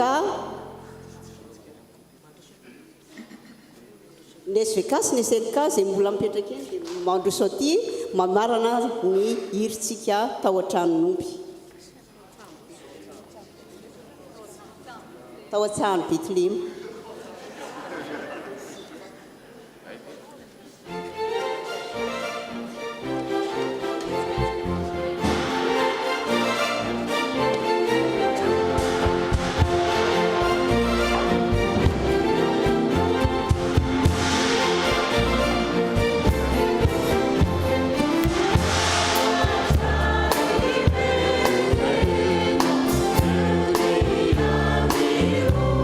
Thank you.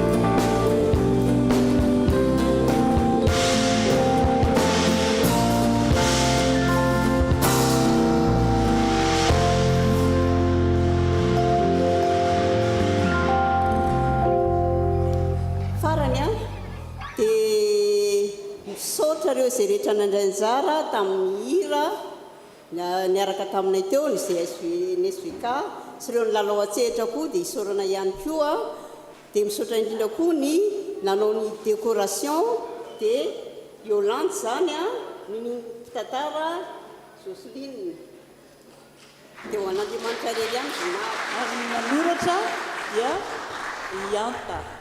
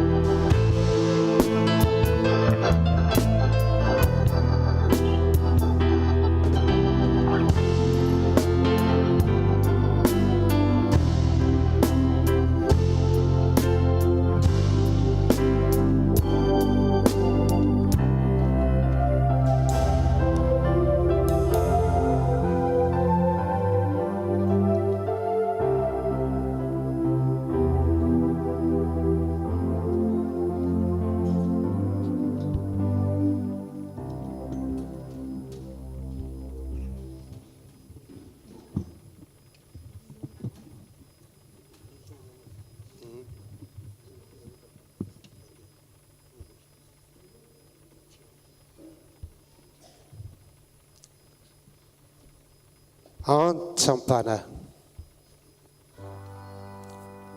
indro ny Virginie toejazaka hiteraka zazalahy ary ny anarany atao hoe Emmanuela. Izany hoe raha dika dia amintsika Andriamanitra. Ka noho izany dia fifaliana riavana no aloran'ny antoko-pihira ary mino ny antoko-pihira fa faly avokoa isika rehetra amin'izao fahatongavan'ny lay zazalahy zay nateraka ho antsika izao.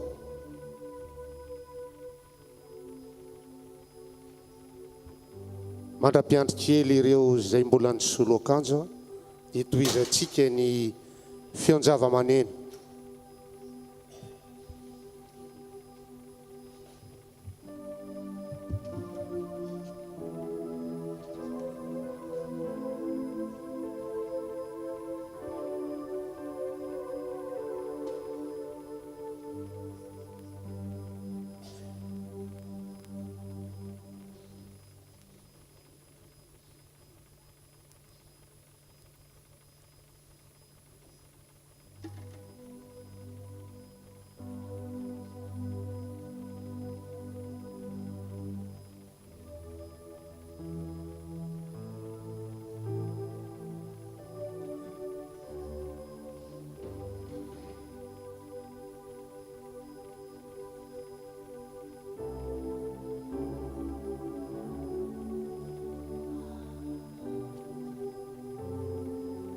Fa zaza no teraka ho antsika, zazalahy no omenantsika, ary ny fanapahana dia ho antsorony, ary ny anarany atao hoe Mahagaga, Mpanolotsaina, Andriamanitra mahery, Rainy mandrakizay, Andrian'ny fiadanana. Ary izao no famantarana ho anareo. Ianareo ahita zaza kely voahodidina lamban-jaza sady mandry ao am-pihinanam-bilony. Tambatra Noely raha tonga teto.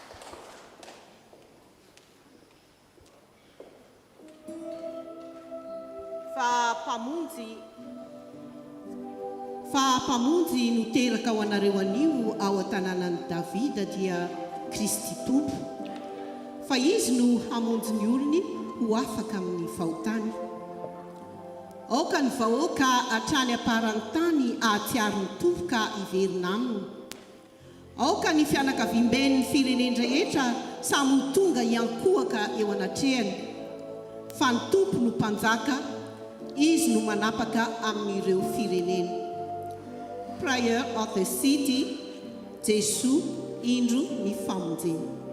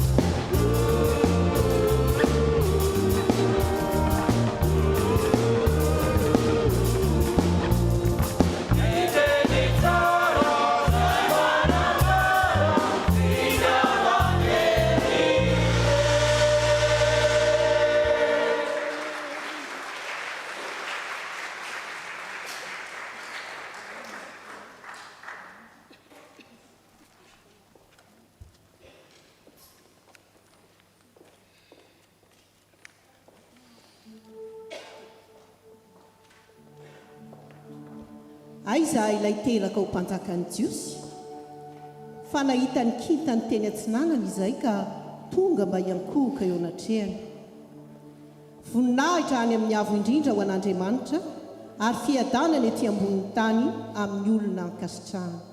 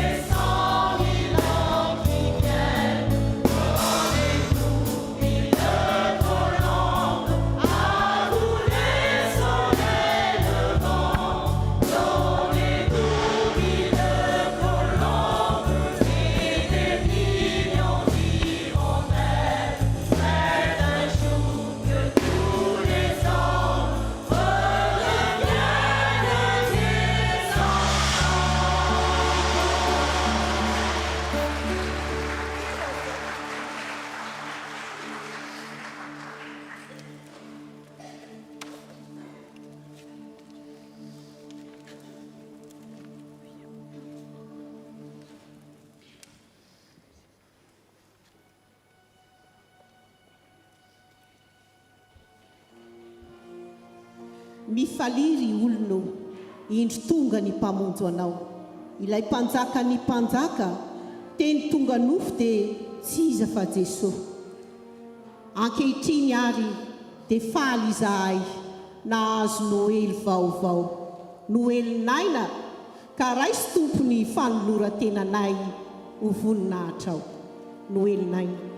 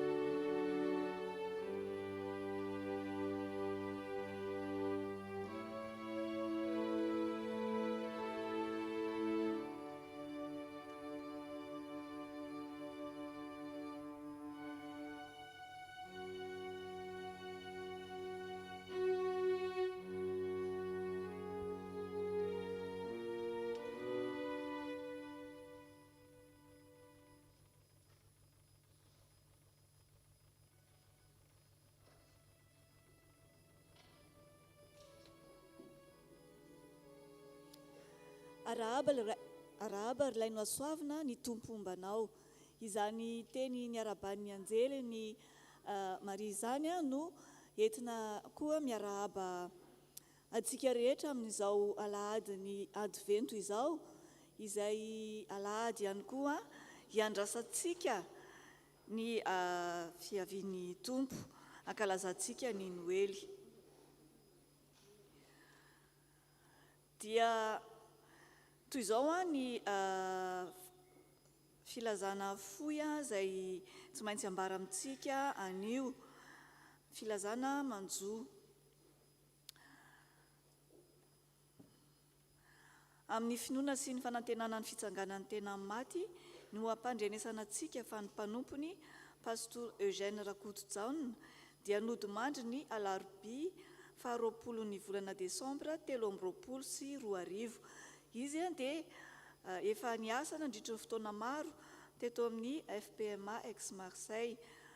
Ny fanompoam-pivavahana fampahirezana ny fianakaviana dia efa nitanterahana omaly Sabotsy 17 ny volana Desambra 2024 tamin'ny 12 ora tolakandro tany Montpellier moa nantanterahana izany, ary nisy ny solotena ny fiangonana izay nantanteraka ny adidy tamin'izany ray aman-dreny izany, izay notarihan'ny ray aman-dreny mpitandrina.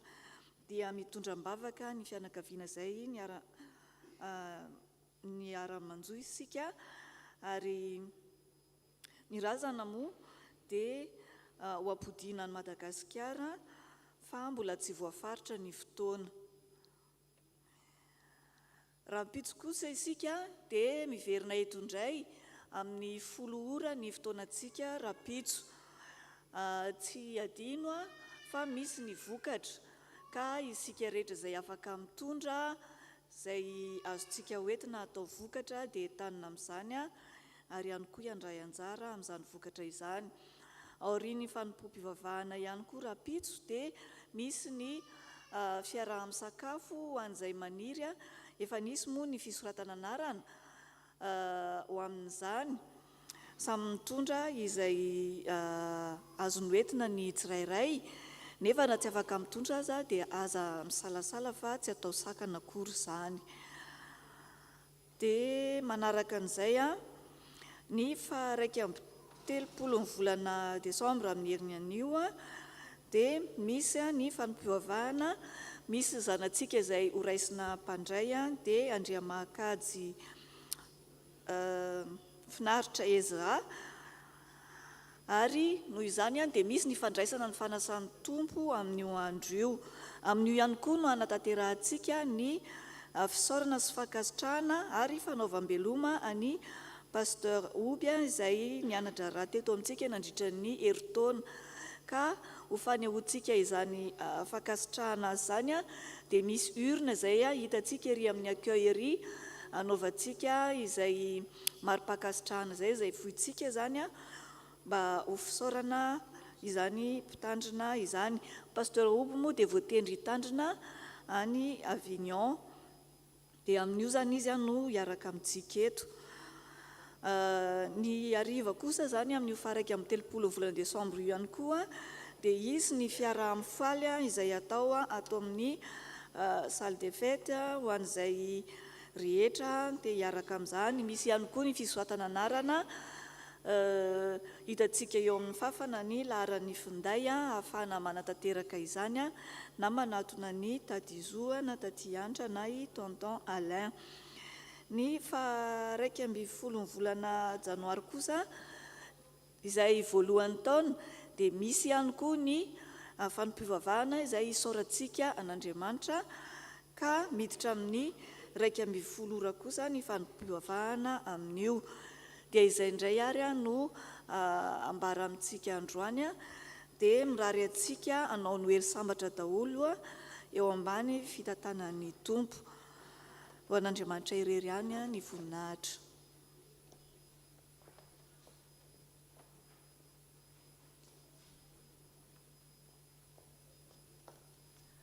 Misy adino kely mialatsiny aorian'izao fanompoam-pivavahana izao dia misy bus izay efa fataontsika ifampizarana ka midina tsy ambany aty amin'ny salle de fête tsika mifampizara izay bus izay a dia misotro rano mafana kely mba hoentintsika ho vatsy hoentina mody. Misaotra tompoko.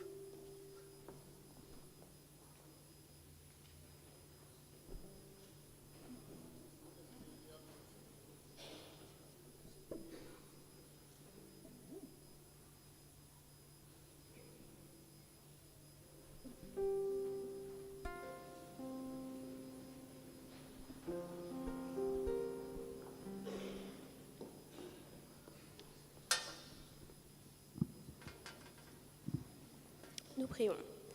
Merci Seigneur de nous avoir donné cette Église pour pouvoir te louer. On remet entre tes mains tous les projets qui sont en cours ou à venir pour l'amélioration de ta maison. Bénis les personnes qui viennent pour faire les travaux, bénis les personnes qui sont à la gestion de l'Église et bénis celles qui participent, quels que soient leurs moyens. Fais que chacun trouve sa place et puisse se sentir comme chez lui. Seigneur, tu sais ce dont l'Église a besoin. Je te demande de travailler en nous pour que chacun puisse apporter sa pierre à l'édifice. C'est en ton nom que je fais cette prière. Amen.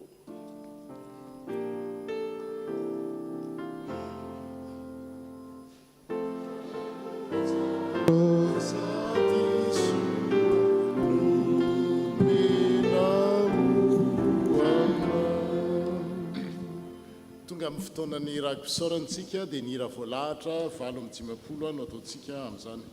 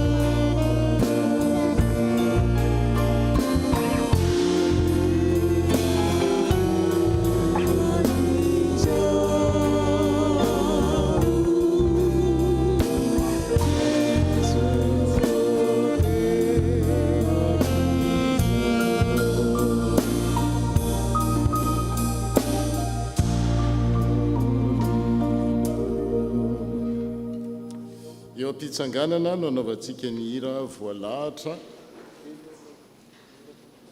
77:3.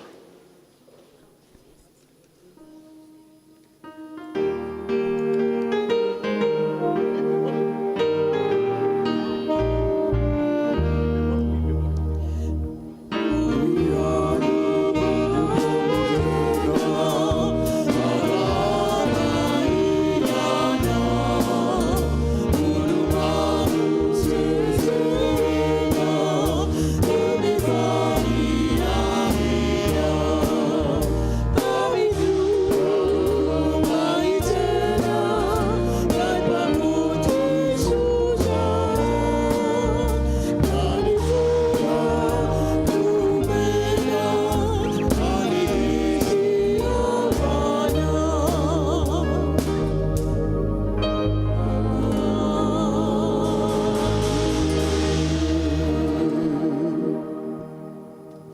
afaka mipetraka isika dia miroso mivavaka fisaorana sy fangatahana.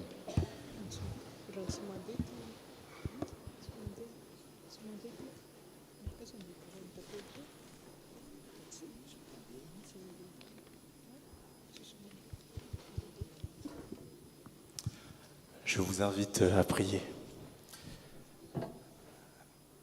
Seigneur, c'est Noël et nous te remercions de nous avoir donné cette soirée, cette veillée de Noël qui a été riche en louanges et en adoration en mémoire de la naissance de ton Fils Jésus. Merci Seigneur pour ce que tu nous donnes. Merci pour ce cadeau.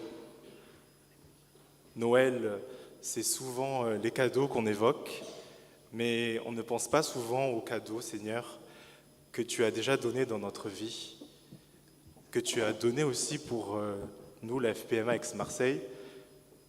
Le cadeau que tu nous as donné, que tu nous as permis d'avoir, Seigneur, c'est d'avoir déjà ce temple, cette église. Un cadeau, Seigneur, que tu nous donnes, c'est d'avoir des piangles qui sont là pour œuvrer pour cette église à travers toutes ces sections. Et on l'a bien vu ce soir à travers leur talent pour te louer, Seigneur. Merci, Seigneur, pour tout ça. Merci, Seigneur, aussi pour l'ensemble des diacres qui œuvrent tous les jours, tous les dimanches. Merci, Seigneur, pour l'ensemble du bureau. Et merci aussi, Seigneur, pour le pasteur que nous avons. Et nous prions aussi pour le pasteur Whoop qui va nous quitter prochainement. Merci Seigneur vraiment pour tout ce que tu nous donnes. Et c'est vrai Seigneur que nous sommes toujours pécheurs et nous le serons demain. Et c'est pour ça que nous te demandons pardon en cette fin d'année pour les éventuels manquements que nous aurons eus. Car on sait Seigneur que tu as payé tous nos péchés à la croix. Merci Seigneur. Et nous te demandons aussi de bénir les personnes qui ne sont peut-être pas avec nous ce soir, qui travaillent, qui sont peut-être malades et qui nous suivent en ligne sur YouTube ou sur Facebook. Bénis-les Seigneur.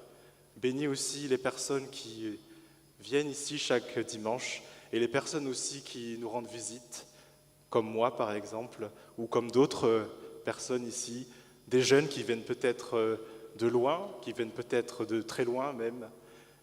Merci Seigneur parce que c'est une chance pour nous aussi de pouvoir reconnecter avec notre Église à Noël, ici dans notre Église FPMA Aix-Marseille où nous avons grandi. Et c'est grâce à toi Seigneur et grâce à l'unité de cette Église. C'est un cadeau Seigneur, c'est un cadeau que tu nous fais et nous te remercions Seigneur. Et enfin, nous allons peut-être réveillonner ce soir, festoyer comme on dit, autour du Raftout, autour des Sambos, autour du Wurzloos et peut-être de la bûche glacée de Picard. Mais nous pensons aussi, Seigneur, à nos frères et sœurs, aux 30 millions de Malgaches qui sont à Madagascar, qui ont besoin, Seigneur, de recevoir aussi cette lumière, la lumière dont parlait le pasteur tout à l'heure, et cette paix. Parce que peut-être qu'aujourd'hui, pour beaucoup d'entre eux, ils seront encore dans la pénombre pour fêter Noël ou peut-être sans lumière et sans électricité. Merci pour tout, Seigneur. Amen.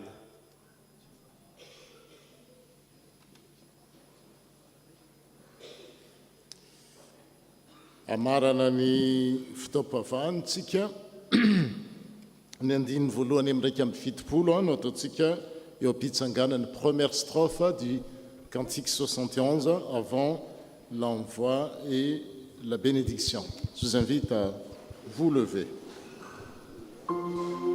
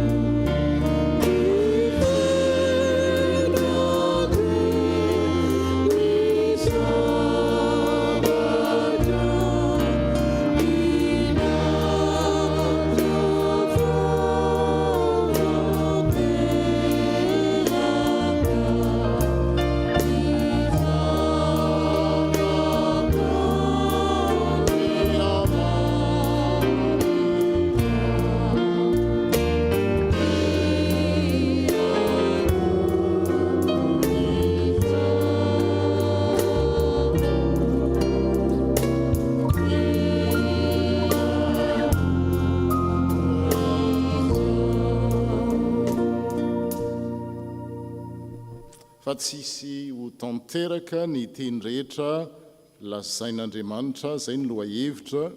Toutes les paroles, les promesses que Dieu a annoncées vont s'accomplir. Voilà le thème du jour. Et j'aimerais bien reprendre le texte comme les chants que nous venons d'entonner, ce que les anges ont dit, ce que l'ange Gabriel a dit, et on va le faire en malgache, en français et puis en malagasy. Moi, je prends l'annonce de l'ange Gabriel et vous allez répondre, et on va faire en français et puis en malagasy. Je redis, Dieu t'a montré son amour d'une manière particulière. Dieu vous a montré son amour d'une manière particulière et vous allez répondre que ta parole s'accomplisse pour moi. Et je vais le dire en français. Et on va répondre Aukane ou Tungaamku Arakanteno. Ça y est, c'est bon, c'est enregistré. Voilà, c'est l'ange. C'est Dieu, à travers son ange, son envoyé, qui vous dit Dieu vous a montré son amour d'une manière particulière. On répond que ta parole s'accomplisse pour moi. On répète encore une fois, Dieu vous a montré son amour d'une manière particulière, que ta parole s'accomplisse pour moi. Aza matahotra fa efa nahita fity tamin'Andriamanitra ianao, aokane ho tonga amiko araky ny teninao. Aokane ho tonga amiko araky ny teninao. Aza matahotra fa efa nahita fity tamin'Andriamanitra ianao, aokane ho tonga amiko araky ny teninao. Dieu vous a montré son amour d'une manière particulière, que ta parole s'accomplisse. Et vous allez continuer à la maison, mais je vais vous donner juste une petite piste. La suite de l'histoire que vous pouvez reprendre à partir du verset 39. Peu de temps après, Marie s'en va. Elle marche vite. En fait, la personne qui est visitée marche vite. Ne reste pas les bras croisés. Zay voalohany indrindra rehefa nivangin'Andriamanitra ianao na nehoany fitiavana manokana dia mandeha mizara izany. Elle marche vite vers les montagnes dans une ville de Judée. Et qu'est-ce qu'elle fait? Elle entre dans la maison de Zacharie et salue sa cousine Élisabeth. C'est lui qui a reçu le salut. Raison pour laquelle on doit saluer les uns les autres. Ce n'est pas une option, dire bonjour les enfants, les jeunes, parce que c'est un signe du salut que nous avons reçu gratuitement en Jésus. La personne qui a reçu le salut, salue. Elle entre dans la maison de Zacharie et salue Élisabeth. Et quand Élisabeth entend la salutation de Marie, l'enfant remue dans son ventre. Bravo. En fait, la personne visitée visite, la personne qui reçoit le salut salue, et ça continue. Même le petit Jean-Baptiste, 6 mois dans le ventre d'Élisabeth, secoué. Voilà la force de la parole. Voilà, chers jeunes, peut-être que vous ne comprenez pas encore, que vos pensées sont encore ailleurs, mais la personne saluée, la personne qui reçut le salut, salue, et la personne visitée, visite. Voilà l'annonce de l'Évangile. Voilà le message de Noël. Et Marie dit d'une voix forte, Élisabeth dit d'une voix forte, Dieu te bénit plus que toutes les autres femmes, et il bénit aussi l'enfant que tu portes. Et ça transmet aussi de génération en génération. À Dieu seul soit la gloire. Nous chantons les strophes suivantes.